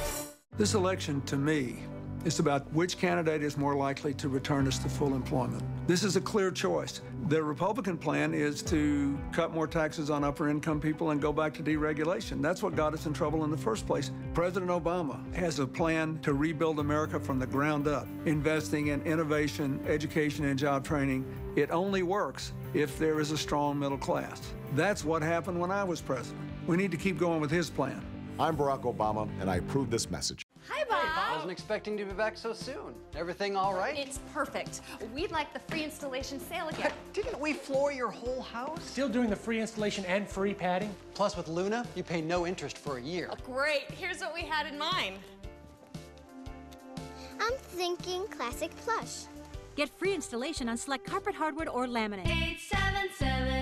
877-241 Luna. Now, about the garage. Oh, it's that time again. Time to come up with the extra cash to get the supplies for the kids to get back to school. Use your free and clear car title at CashPoint to get the cash you need for all your supplies. Get the cash you need in a flash at CashPoint. Katie, starting September 10th on ABC 7. This ESPN on ABC presentation of the American Le Mans Series is brought to you by VP Racing Fuels. Our passion is making power. Mazda. On any given weekend, more Mazdas are road raced than any other brand. No, the Pirates are not taking over the harbor here in Baltimore, but for the 16 team, they feel like they might have gotten robbed. Problems for bodywork. We saw it loose a little bit earlier. And is that the problem right now, Jamie? It certainly is. It's bodywork damage still being repaired on pit lane. They do not have a spare nose for this car, and that's the issue. Normally, they would just pop one off, pop a new one in. It's a much faster procedure, but the spare package is running low as Lola does not have any to hand out at the moment, so this team is losing a lot of time on pit lane. They do still have a couple laps over the Muscle Milk number 6, so they're going to have to get out there quickly. The car's off the jack, and I think this might be the last piece. It's called Bear Bond that they're putting on. It's like giant super sticky duct tape, and it'll hold just about anything together. The problem is for the 16 team, they are dropping closer and closer to the number 6, Klaus Graf. When the 16 came in, was about 5 laps behind. Now I believe we're going to have to wait and see when he comes across the line. It could be as few as 2 laps. And it could be another one of those Muscle Milk Picket Racing charges to the checkered flag. Both those teams suffering, from a lot of issues this weekend, and it's going to make a battle again. You see Klaus Graf, these guys have been in the situation before where they've got to come from behind. Nobody really does it better. We saw that, a perfect example at Road America. See the Corvette flashing by just in front of the number 6 with damage to it.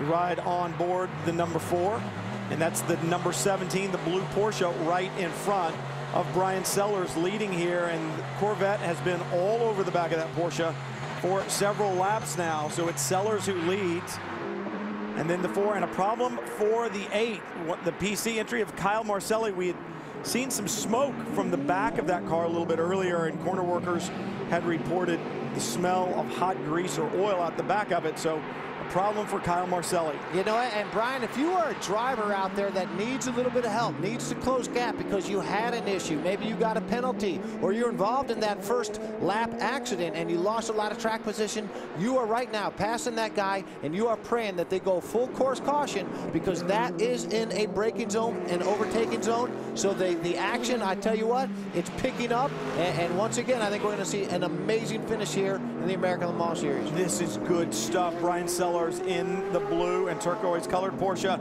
the number 4 Corvette, and now full course caution for Kyle Marcelli.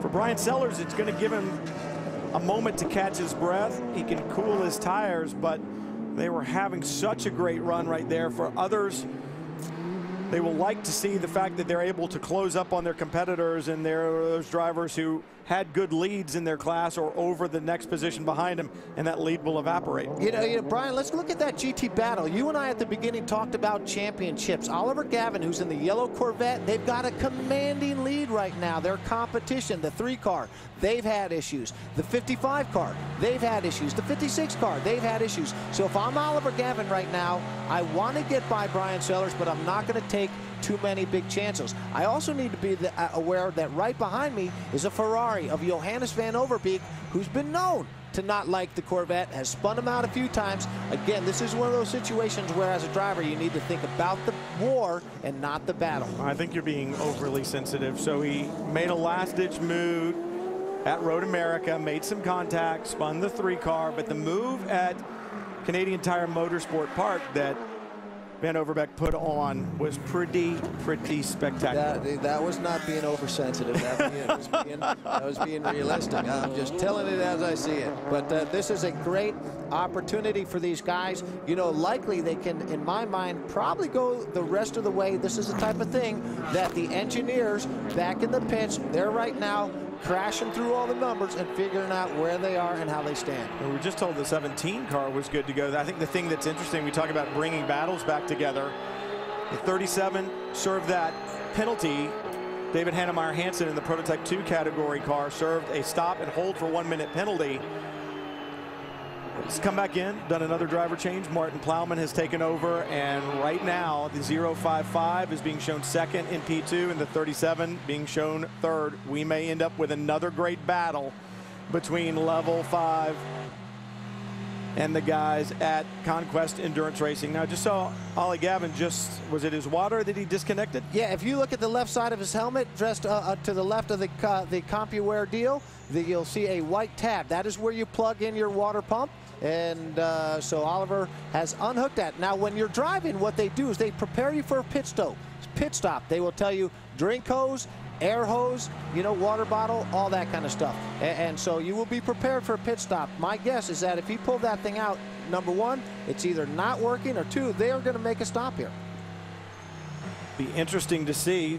It would be the last stop. They should certainly be able to make it to the checkered flag. About 45 to 50 minutes is what you would expect from a GT car, the same from a P2 car. So Gavin right now perhaps preparing. That's Mark Goosens in the number 93, the Viper. Tommy Milner. Obviously it wasn't Tommy Milner that started that car, but Mark Goosens behind the wheel of the 93 right now. And it's good to see the 93 out there. The 91 had problems earlier in the weekend as Dominic Farnbacher had a big hit. But Goosens having a good run. That car has been reliable mechanically. They just need to find the performance, being shown in 9th right now in the GT category. Luis Diaz leads overall. Ryan Diel leads in PC, Prototype Challenge, and runs 2nd. And in the GT category, Brian Sellers looking for a repeat from here at Baltimore. 5 different classes of cars competing here, and there's even a go-kart track down on the inside of the racetrack as you look at Oriole Park, Camden Yards, the baseball field where the Baltimore Orioles play. And the field lined up behind the Porsche safety car. We'll be back to more American Le Mans Series action from Baltimore right after this. Stay with us, right around the corner. You're watching ESPN on ABC.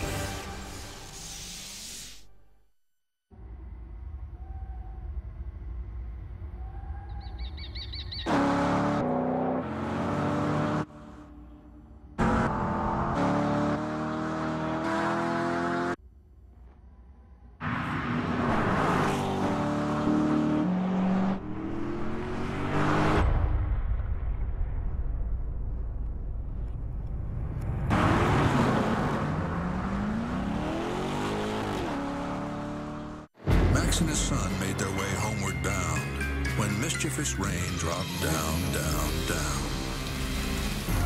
Safety was threatened by every roguish drip. They slipped and slid. They couldn't get a grip. Then along came the Michelin Man, reminding them the right tire changes everything. Stop up to 31 feet shorter than a leading competitor with the new Michelin Defender tire, backed by a 90,000-mile warranty. Michelin, a better way forward. I have evidence that proves my dad's a space alien. Speaks a weird language. Drinks green stuff. He says he's from Albuquerque. I'm not buying it. I mean, just look at him. And one more thing, he has a spaceship. The evidence doesn't lie. My dad's an alien. The highly advanced Audi A6, named to car and drivers 10 Best. Experience the Summer of Audi event before September 4th and get exceptional values on the Audi you've always wanted. Our own people tried to sink us. We do not obey a government that tries to murder its own. Please believe in me.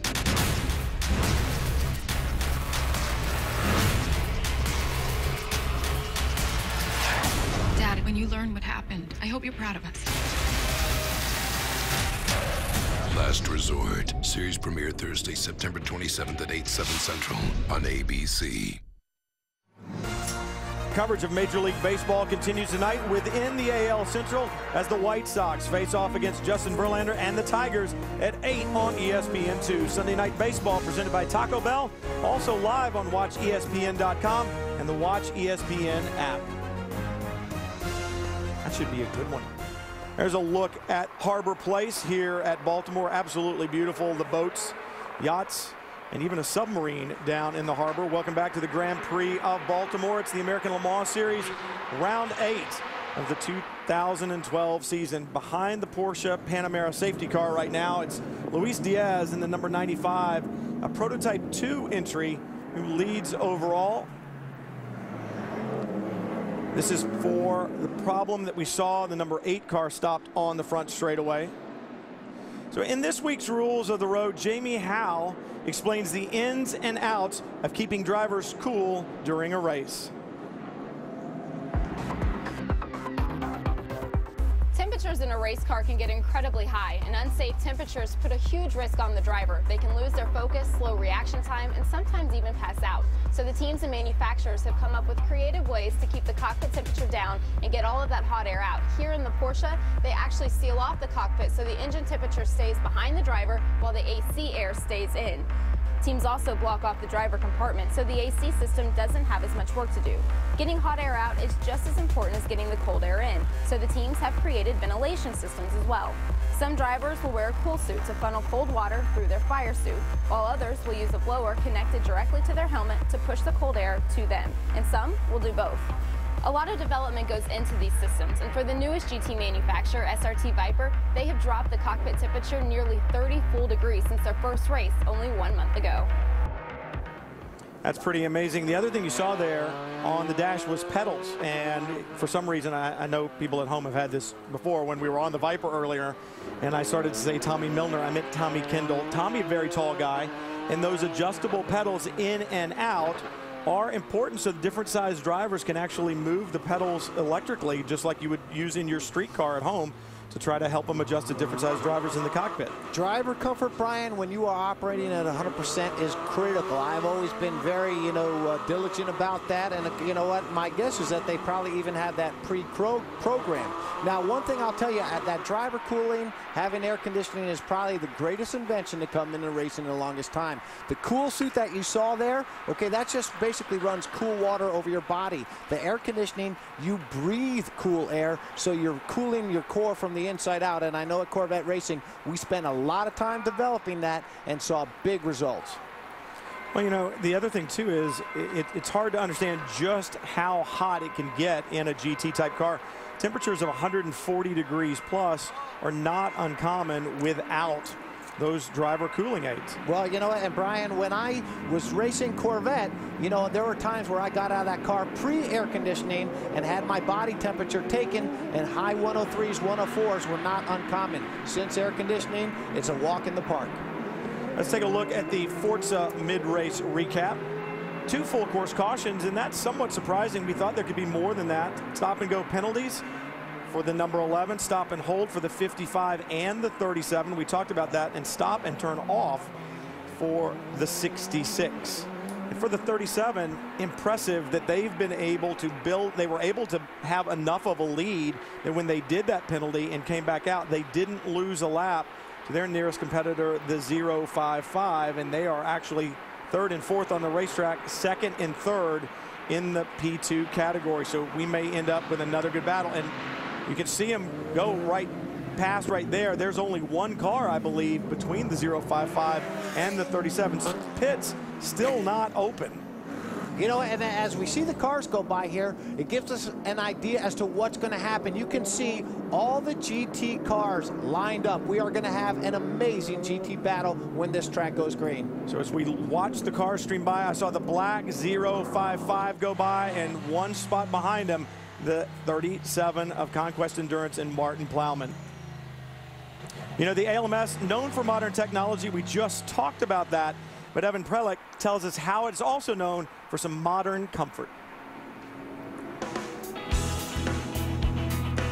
Drivers and teams like a certain amount of comfort even at the track. Some like RVs, some like motorhomes, some only a yacht will do. You know, whenever I can take this to where close by a venue, like up at Lime Rock Park, close by there up in New York, or down in Florida, for instance, where she actually stays most of the time.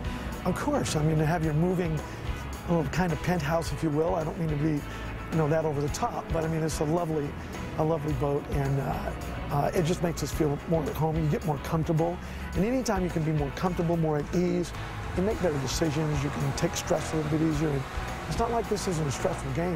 In fact, motorsports can be very stressful. You get on a beautiful evening with a little bit of breeze and a nice and warm sun up, and you get into the hot tub, you know, maybe a glass of wine, cold beer, and my wife Penny.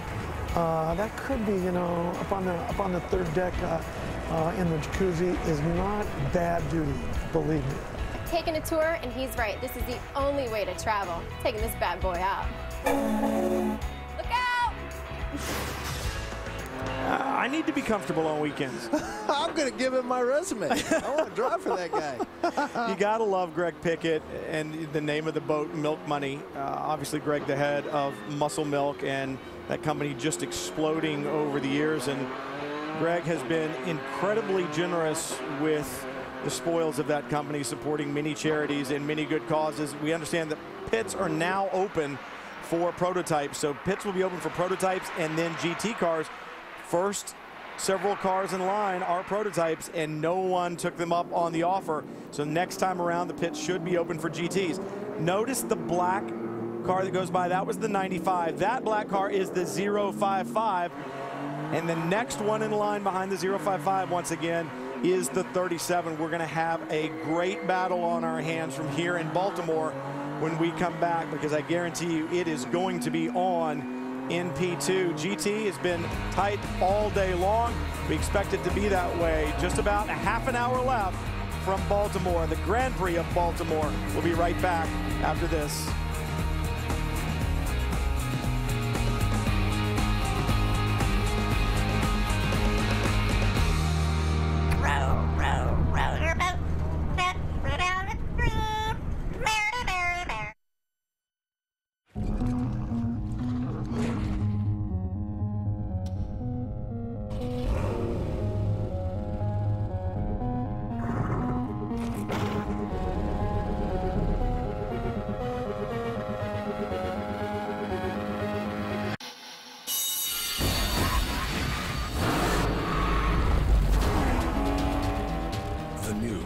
Boxster. Freedom is at the wheel.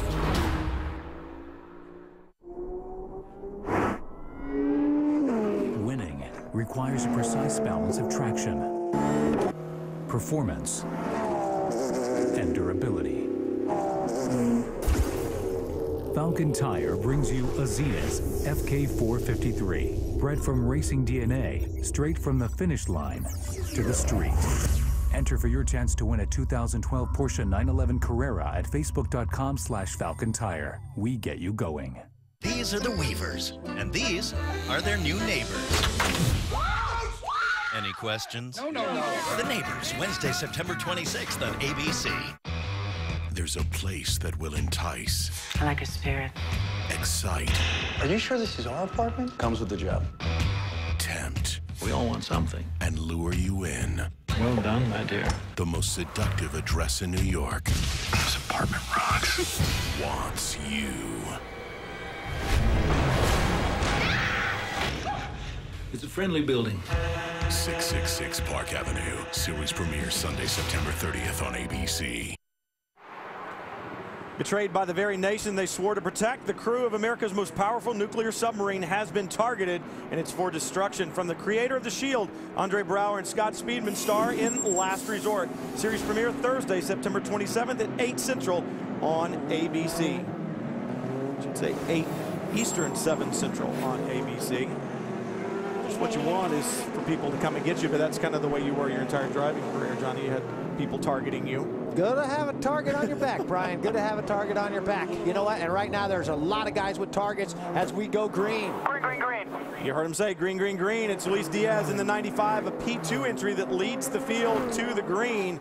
It's because of problems that all three of the P1 cars have had. So it's a P2 car with Luis Diaz behind the wheel, then Ryan Dial in a prototype challenge category. And look at the battle in GT. There goes Brian Sellers in the blue and turquoise Porsche. The yellow, and saw some tire smoke up in braking zone 4, the hairpin. That yellow Corvette right behind Ollie Gavin. Johannes Van Overbeck in the green and black Ferrari gets a little loose coming off of the corner. Yeah, and you know, up ahead right in front of Brian Sellers, you saw Plowman in the 37 car have an issue. Probably wasn't able to get a gear or something. Remember, Plowman had problems in qualifying when the RPM would get down low in the hairpin. That's exactly what we just saw right there. The 16, Chris Dyson, or I should say Guy Smith now behind the wheel of that Dyson entry, slow through the corner. GTC mixed in as well. It's the 68 GT Challenge car. It's the leader, Patrick Pillay, behind the wheel. Pillay sharing that car with Al Carter. Carter, one other GT Challenge start this year, a second at Mid-Ohio, so they are having a great run today. I understand the 16 car would not close up behind the pace car, and I'm wondering if he could close up behind the safety car, but he will get a stop and hold penalty, or stop and go penalty for that, so he'll have to come back in, and that will drop them even further back. Guy Smith, 52 laps in the book. Klaus Graf, 49 laps in the book. So if Graf can get another lap because of this penalty, that could close things up yet again. Pillay leading in GT Challenge. Lee Keane in the 22. White Porsche in your shot. Running second. Remember, Keane shares the 22 with Cooper McNeil, who leads the GT Challenge Championship. The 68, the black and blue Porsche that flashes by. 2 cars back, the GT Challenge Porsche of 22. Lee Keane, the BMW, working his way through. Patrick Pillay having an awesome run in GT Challenge. It certainly is an impressive race so far for the 68 TRG car. Why? Because they had to start at the back of the pack. They did not qualify that car yesterday after Al Carter had some contact during the final practice session. But for Al Carter to even be out here racing and get that car to the front of the GTC pack during his first stint is unbelievable. He is a cancer survivor. He had Hodgkin's lymphoma just a few years ago. It gave him a new lease on life, and that's why he's out here racing. Patrick Pillay, his co-driver for the weekend, not a bad shoe. He's a Porsche factory driver, and there aren't many of them. So this team doing everything they can to go home on the top step of the podium. And Lee Keane right behind him in the 22 wants to run and wants to do better, not only so that they can extend their points lead, or Cooper McNeil can extend his points lead. He wants to go do battle with that Porsche factory driver and show just what he is made of. Right, Pillay a little quicker through there. Now let's get back up front. The 055 has gotten past the 95 of Luis Diaz. The 06 Ryan Dial, a prototype challenge entry, the third car in the order, but the 055 has gotten past. It's Christophe Bouchou behind the wheel right now. You know, you wondered what I was making a noise at. There was Plowman in the back there bringing it impossibly deep into that corner. I don't think he even made it. You know, right there, Ryan Dial in the white car. That guy has had an amazing run of races this year. You know, he is in the PC category, competing against the P2 cars. Again, on paper, they should be faster, but sometimes on a street circuit, not having the horsepower of your competitors is an advantage. Ryan Dial leading in the prototype challenge category, running 3rd overall. Here's the pass for the lead. Is coming down the straightaway. And that was a pass, I am guessing, that was done on the radio. That's pretty darn obvious. That's an obvious. Yep. These guys are team, you know, they're teammates. Sometimes they work together. I'm not a big fan of that, but sometimes you see it happen. And when you're a driver and you get that call, you want to make that pass happen on the front straightaway in front of God and everybody. The 37 car into the hairpin. You talked about going in late. Johnny spun and did not come out, and you can't help but wonder if Martin Plowman having those issues with the low revs and just trying to have to drive the car in a little deeper. In qualifying, he was actually pushing the clutch in and revving the engine up in the middle of the corner and then letting the clutch back out to try to get RPM and get good drive off the corner. On board, the 17, Brian Sellers leading in GT, and Sellers running 4th overall. And now we hear that Martin Plowman may have a broken suspension on the 37, and that would really throw some cold water on their championship hopes. Man, look at this. Ollie Gavin in the Corvette has his hands full of Johannes van Overbeek in the Ferrari. Very much under attack there. You know, he got very close to him in the turn 1 to Sellers in the blue Porsche, but he balked. He lost a little bit of speed, and right now Van Overbeek is doing all he can to find a way by. And Dirk Mueller, the 56, trying to hold on to that battle. The 56, Mueller running 4th in category, and he wants to get BMW back up to the front after the problems for the 55 earlier. 55 won the last round at Road America. Johannes there in the black and green Ferrari, frustrated, I'm sure, that the Melsonville car chose that position or that part on the racetrack, because you can see how much ground he lost. One of the things you need to do, though, in multi-class racing is be patient. If you get caught out of position once, it's probably going to happen to your competitor later on down the road. So it all balances out, but there are many times as a driver you get extremely frustrated by this multi-class racing. Well, they got split, but it looks like the Melsonville car will get past Brian Sellers down the straightaway, which is good news for Sellers. Meanwhile, the battle in GT Challenge, has heated up even more, because now Damian Faulkner has closed up, and there's Martin Plowman. Obvious damage to the left rear of that Morgan chassis. Lots of tire smoke, and to the point that it's hard to see the alignment on it. It looks like it's cambered in too much at the top, meaning the suspension piece has probably failed. Has failed and has collapsed against the bodywork. And now here's what you got to ask. Okay, was that from brushing the wall, from hitting the curbs too hard in the chicane? There's a lot of things on a street circuit that can damage a race car. And right now, I'm sure those guys with Conquest Racing are scratching their heads, frustrated, but a lot of radio communication, I'm sure, going on. Well, I didn't see any obvious bodywork damage or marks of contact along that left rear. If Martin Plowman can't get it past here, that is a really bad spot. He is almost into pit in. He literally just needs to go around the signage on this wall, and he'll be out of harm's way. And if it stays there and he can't move it, with 15 minutes to go, we could have another full course caution. And boy, then the gloves are really going to come off. You could not pick a worse place to have your car stop and break down. Well, 5 feet further to the left. That is, that's about it. Then they would have had issues. Now, again, this is really handing an opportunity to the P2 car of Christian Bouchot. You know, and it was only a 5-point margin between Bouchot and Tucker and Martin Plowman and David Heinemeier Hansen when we came into Baltimore, but this suspension problem is going to be a big problem for David Heinemeier Hansen and Martin Plowman. You see Plowman stranded there in the apex. So we'll take a quick break as we go under full course caution again from Baltimore. We'll be back after this and a message from our ABC stations. How do you make summer feel 90 days longer? Get to the Mazda Summer Drive, because you can save big on a 2012 Mazda 3 with no payments for 90 days and 0% APR for 60 months. So get our hottest deal of the summer on the 40 MPG Highway Mazda 3 with Skyactiv technology. 0% APR for 60 months, no payments for 90 days. Only at the Mazda Summer Drive, and only for a limited time.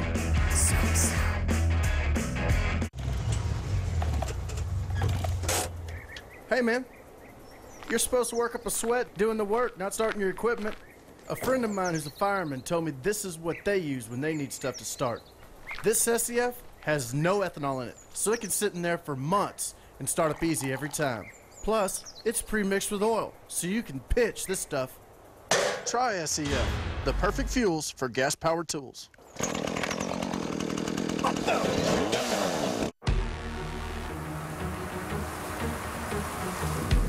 We don't make cars for people who want to look a certain way. Or cars for people who want to be seen a certain way. We make cars for people who want to feel a certain way. We only make one thing. The ultimate driving machine. Good news. I'm pregnant. Since when? You want to join me in the jacuzzi? Oh, yeah. Modern Family premieres Wednesday, September 26th on ABC. Not all car donation programs are created equal. Some only give a fraction to charity. But at Volunteers of America, 100% of local donations help people in our area. Go online to carshelpingpeople.org and donate a car now. Now through September 3rd, save big. It's the Ford Labor Day sales event. Through September 3rd, get 0% financing for 60 months, plus up to $2,000 bonus cash, and make no payments for 90 days on Fiesta, Focus, Fusion, Taurus, Mustang, Edge, Escape, Flex, F-150, and Super Duty. Hurry, the Labor Day sales event ends September 3rd.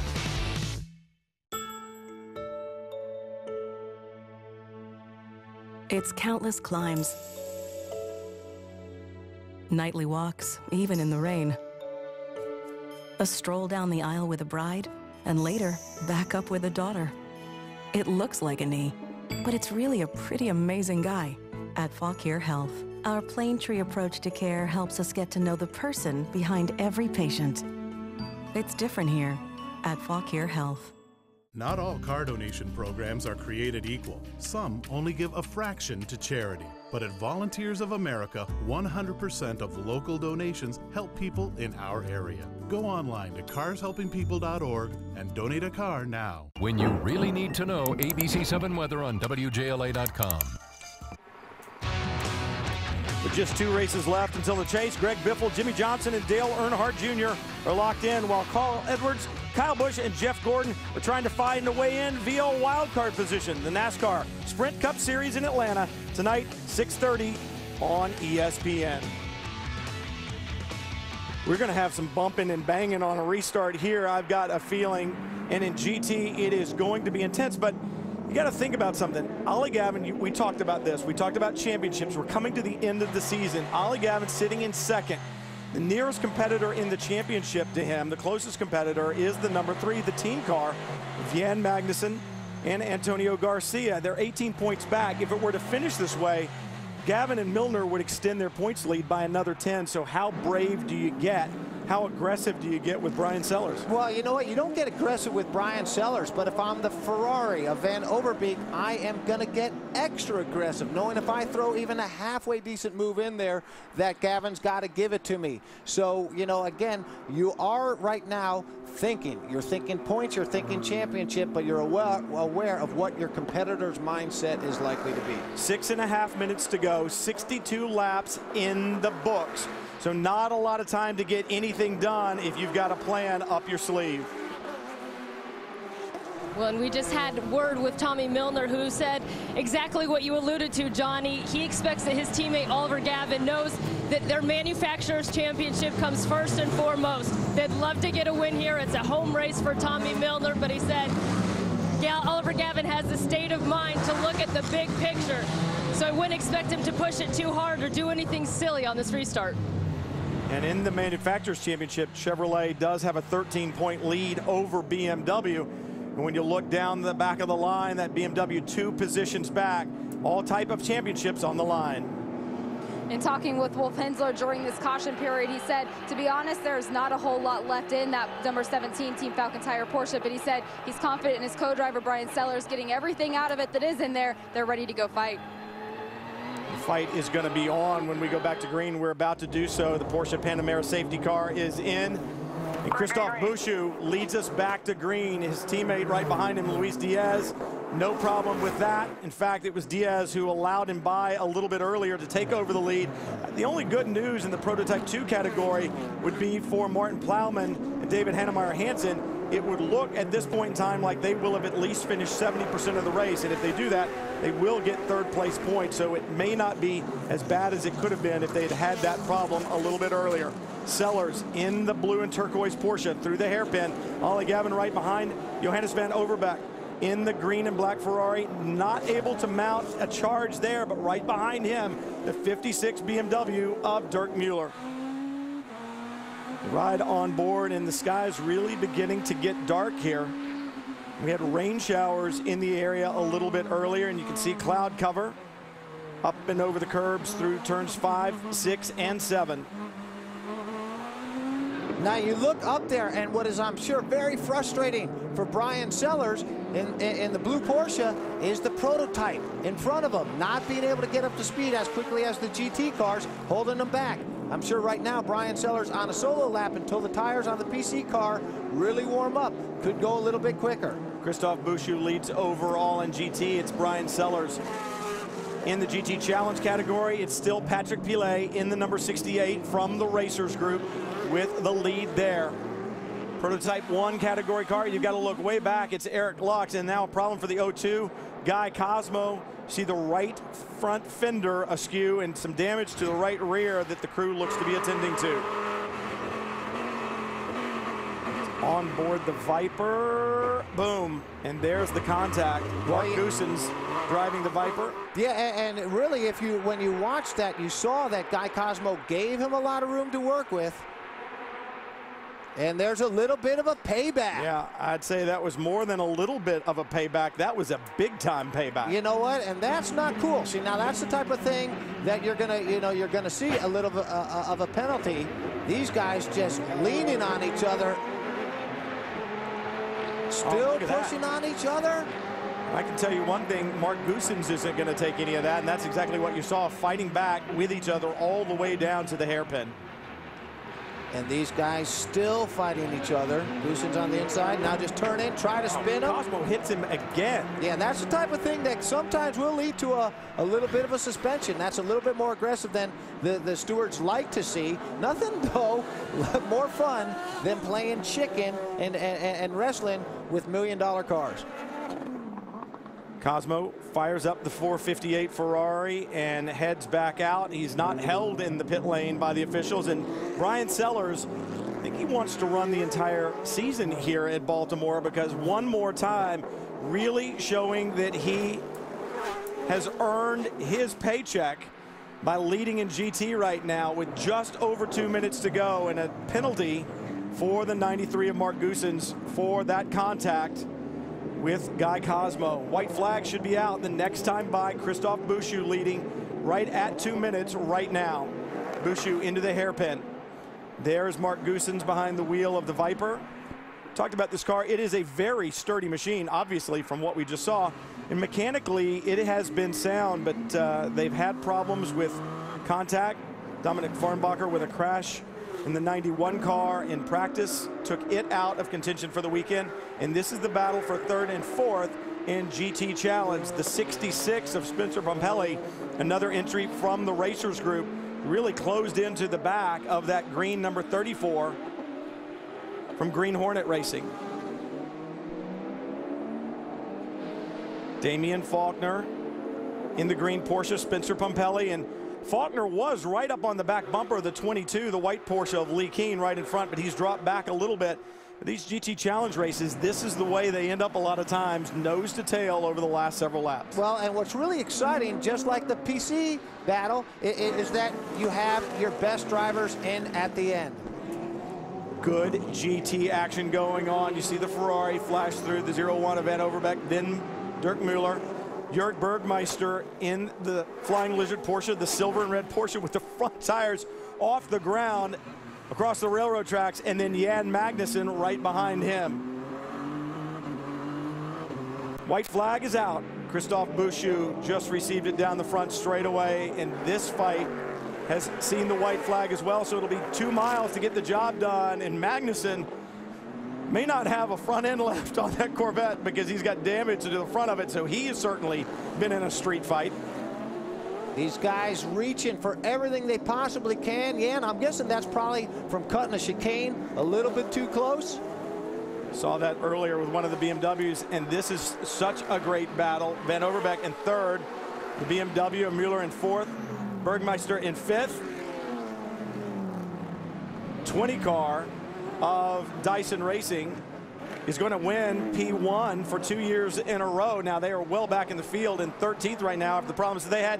And now a problem for the 6th, the Muscle Milk entry. They had gotten back out 62 laps in the books, but they have stopped on course. This will not bring out a full course caution because time has essentially expired. Christophe Bouchou through the last couple of corners, turn 11, turn 12, onto the front straightaway, turn 13, the chicane. The only thing left to navigate around the 2 curbing, around the 2 tire bundles. He's on his way to a checkered flag. Now the GT fight heads that way. And as the checkered flag flies, there it is, Brian Sellers in the 17. Team Falcon Tire for 2 years in a row. They take the victory in the streets of Baltimore. And for the 2nd year in a row, Brian Sellers, the driver in the car at the checkered flag. And it seems like that team has a combination that suits the streets of Baltimore very, very well. GT Challenge, not done. They're going to run to the checkered flag. Just in front, the blue and black Porsche from the Racers Group, the number 68, Patrick Pilet. He and Al Carter will celebrate the victory there. And the top 4 in GT Challenge cross the line just that close. They're right there. Checkered flag is out. The celebration's beginning down in pit lane. We'll be back to the champagne when we come back to Baltimore right after this.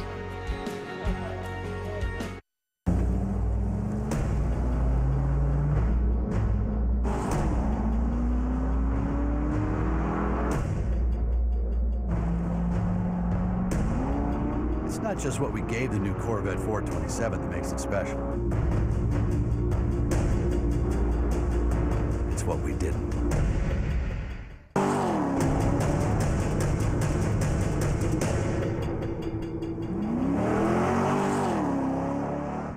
Rated E for everyone.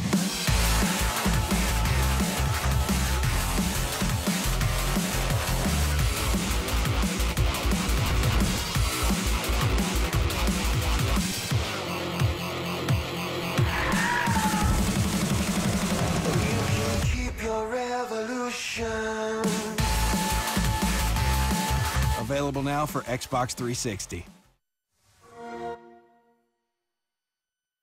225, 45, R17. That's right? Set, hunt!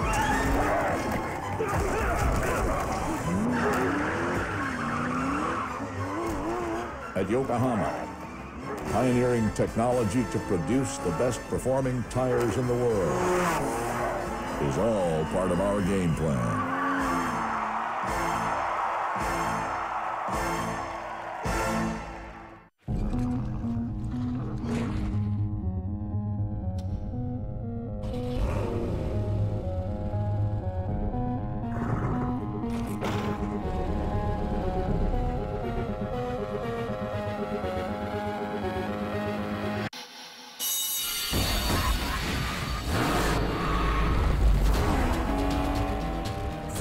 Porsche Boxster. Freedom is at the wheel. It's them against the world. We need to change the game. When you learn what happened, I hope you're proud of us. Scott Speedman, Andre Brower. All hands, emergency gear! Emergency! Last Resort. Series premiere Thursday, September 27th at 8/7 Central on ABC. This ESPN on ABC presentation of the American Le Mans Series is brought to you by Michelin, a better way forward. Porsche, there is no substitute. For the second year in a row, the fans, the competitors truly enjoyed the Grand Prix of Baltimore. No one enjoyed it any more than this man. Christophe Bouchou on board the 055, just flashed by the checkered flag and took the victory not only in the Prototype 2 category, but also overall. A pretty spectacular job by that Level 5 team. The 95, the team car, come up in second place for David Hannemeyer Hansen, Martin Plowman. They finished third, and that's good after some of the struggles they had. Let's hear from our winners in Prototype 2. Christophe Bouchou, to get the points not only in P2, but to bring home the overall win, what does this victory mean for this team? Well, that's wonderful. It's better than expected. It was our goal was to win, of course, in P2, but our car was so much competitive on that track. When I start, I have just an idea to push on my limit and to win that race. But to win overall, it's a great day for Level 5. So I'm really proud to be there on that car with all boys there at Level 5. Great. Congratulations. Thank you. With the victory, they'll extend their points lead, but it is still close. Just 12 markers back to Martin Plowman, David Hannemeyer Hansen. So we've got 2 races to go in this season, and there's still plenty of time for Plowman and Hannemeyer Hansen. Brian, this one is far from over, and those guys at Level 5, they performed today, finishing first and second. In GT, 2 years in a row, Wolf Hensler, Brian Sellers take the victory. That is no small feat on the streets here in Baltimore. Awesome job by Brian Sellers. That kid is learning how to close this racetrack at some place that I'm guessing they wish they could compete at every week. Tommy Milner, Ollie Gavin, they come in second. That helps them in the championship. But Kelly is with Brian Sellers and Wolf Hensler. You can imagine the celebration down here at Team Falcon Tire, and for the second year in a row, it's Wolf Hensler and Brian Sellers bringing it home. But Brian, I have to imagine after the struggles this team has experienced this year and your crash just 2 weeks ago, it's got to be a bit more special this time. Yeah, it means a lot. I mean, again, today was just such a team effort by everybody. Wolf is always as spectacular, got to the front and drove it in the front his whole stint. And when he hands it over to you in the front, you have no choice but to bring it back. So I drove my hardest. I'm out of breath. I'm hot. I'm sweaty. But everyone did their part today. Congratulations. Thank you. Great run by that team, 2 years in a row. But for Ollie Gavin, Tommy Milner, I think Gavin ran the best race because he's thinking championship. Big time thinking championship and doing what they need to do to extend it over their teammates, Antonio Garcia and Jan Magnussen. Those guys, a lot of bad luck today. In the P1 category, a bit of a surprise. Michael Marcel, Eric Lux take the victory for Dyson Racing. Don't know that it should be that much of a surprise. The 20 car won here last year. Chris Dyson, Guy Smith, a bit of a problem, but maybe the big surprise, Lucas Luhr, Klaus Graf, they had struggles again with electronics, but this late in the going. Unusual mistake there by Klaus Graf, cutting the walls a little bit tight, and the concrete, Brian, it always wins. Always win. But for Michael Marcel, Eric Lux, they'll take their first victory in the class. It certainly is a proud moment for Michael Marcel, Rob Dyson, and Eric Lux. Eric, you brought the car home at the front of the P1 grid. The first win for this driver combination, what does it mean? That's terrific. You know, right now on my schedule, this is the last race I have with Dyson. I'm hoping I can squeeze in that VIR, and looking forward to trying to get some stuff together for 2013. I got to thank Mazda and Dunlop for giving me a great engine and tire today. You know, we prevailed on the streets. It's hard to do. It's abusive on the engine, abusive on the tires, and survival of the fittest today, and we came up on top. Mike Marcel did an excellent job in his stint. The crew did a fantastic job, and everything worked out today. Look at this emotion on Rob Dyson's face. Congratulations, guys. Good deal. You know, Rob Dyson loves to see young drivers come along, and that's exactly why you saw that emotion on his face. Now, Muscle Milk came in here, Klaus Graf, Lucas Luhr with a 12-point advantage. It's down to 9 right now with 2 races to go. You know what? And these cars are a little bit on the fragile side for both these competitors, and so it's going to be interesting to see what happens next at VIR and then, of course, Petit Le Mans. In the Prototype Challenge category, championship it gets extended there because another very common name up at the top of the charts, Alex Popov, sharing his ride with Ryan DL today. The Core Autosport team knows how to get the job done. Alex Popov extends his points lead in the Prototype Challenge class, and it was his teammate Ryan DL who brought it across to get the checkered flag. Ryan, what did you think of your first experience here on the streets of Baltimore? I think we're going to be sore tomorrow. It was an incredible job from Core, and it's always fun for me to come back. I got to come last year, and didn't get to drive, so a lot more fun to come this year. And what a really cool venue. I hope they bring it here for many years to come. Really fun. My hands are in agony, though. All right, congratulations to you both. Thank you. In GT Challenge, our 6th different winner in 8 events. Al Carter, Patrick Pile take the victory. And for Al Carter, in only a 2nd event, the win was a big one. Al Carter and Patrick Pile, it was a fantastic drive. Starting at the back, finishing up front. Al, you started and you got to the lead. How important was that? Well, it was thanks to me yesterday. The crew had to work a little harder on the car. I met a little bit of the concrete that was around the track, so we didn't get to qualify. But, you know, as the brakes went on, just, you know, kept running up through the field and kept it up front and turned it over to this gentleman over here who drove his butt off. And real proud of the finish we have for the Be Positive Foundation. And this is the start of Cancer Awareness Month, so we're excited about that. Congratulations, guys. Great job. Thanks. Congratulations to Al Carter and Patrick Pile. As we said, the 6th different winner in the GT Challenge class this year in 8 events. Next up on the American Le Mans Series calendar, VIR, Virginia International Raceway. And it's going to be a good one. First time that the series will go there. Brian, that is an amazing racetrack. To me, it's old school. It's fast, it's challenging, it's dangerous. These cars are going to show athletically what they're capable of. Yeah, but let's talk about today. Let's talk about Baltimore. It did not disappoint. You know, Brian, to me, this is turning towards an East Coast Long Beach. The crowds here are amazing. The way this beautiful city has embraced sports car racing, it's something to look forward to year after year. Well, you said it. I mean, they've gotten a great show both years. The fans love it, the competitors love it, the drivers love it. Even the tugboat in the harbor loves it. Look at that. Great weather, great fans, a great race from here at Baltimore. For Jamie Howe, Kelly Stavis, Johnny O'Connell, I'm Brian Till. Thanks for joining us here on the home of the American Le Mans Series. We'll see you next time. So long, everyone.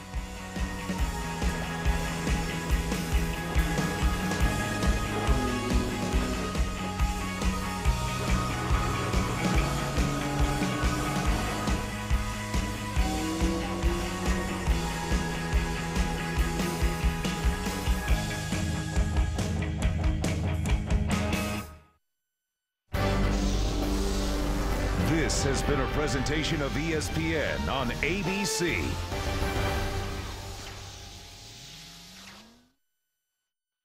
Sunday Night Baseball.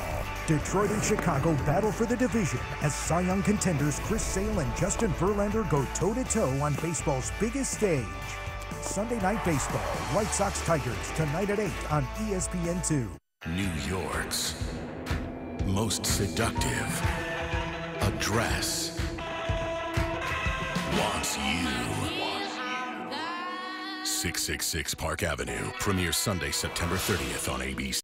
It's the summer special at Maaco, America's Body Shop. Preserve your car with free UV protection when you purchase Maaco's enamel paint package for just $2.99. Free UV coating now during the Maaco Summer Special. Many people have been wondering where the money collected from the bag fees in the district have been going. It goes toward cleaning up the Anacostia River. 4 trash traps have been installed already, collecting more than 2.5 tons of garbage. Leaders in the community have also learned how to conduct projects to reduce polluted runoff in the neighborhood, and about water conservation, rain gardens, rain barrels, green roofs, and dealing with pet waste properly. The funds are also utilized in trash cleanups around the district's waterways, anti-littering campaigns, educational programs to teach students about the watershed in the district, about the health of our natural resources, and how we all need to take care of our environment, and outreach to the public on reusable bags, which have also been distributed to the public. Since 2010, over 50,000 reusable bags made from recycled materials have been distributed. Remember, the whole point of the bag bill is to encourage people to use recycled, reusable bags. You'll save money and save the environment at the same time. District Department of the Environment, Vincent C. Gray, Mayor. Every wish, every dream, every desire could be yours. 666 Park Avenue premieres Sunday, September 30th on ABC. ABC 7 News apps on your iPhone and Android. The following is a presentation of ESPN on ABC.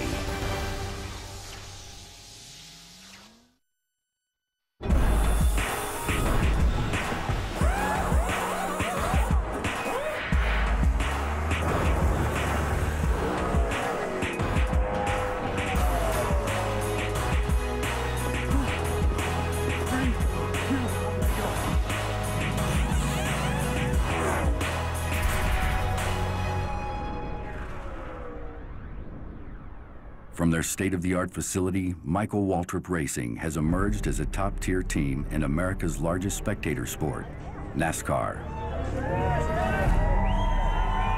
3 race teams are housed here. One piloted by newly signed star, Clint Boyer. It's a big day for me. Obviously, you know, I've been with RCR since day one. Owe a lot to Richard, but you know, it's time to move on. Today's the day. Clint, Mike over here, please. Clint was the most sought-after free agent during the 2011 season. He was trying to figure out where he wanted to race in 2012. First thing I said to him, I looked right in his eyes and I said, we're ready. By the time 2012 racing season comes around, we're going to be ready for somebody like you. 5 Hour Energy was on board, and we wanted him to race here. He's been a chase guy, a race-winning driver since he came to NASCAR, and we thought he'd be a perfect fit for our team. This dude sitting to my right can go out there and win the championship, and to get him on board, to add a third team, to get a new sponsor in 5 Hour.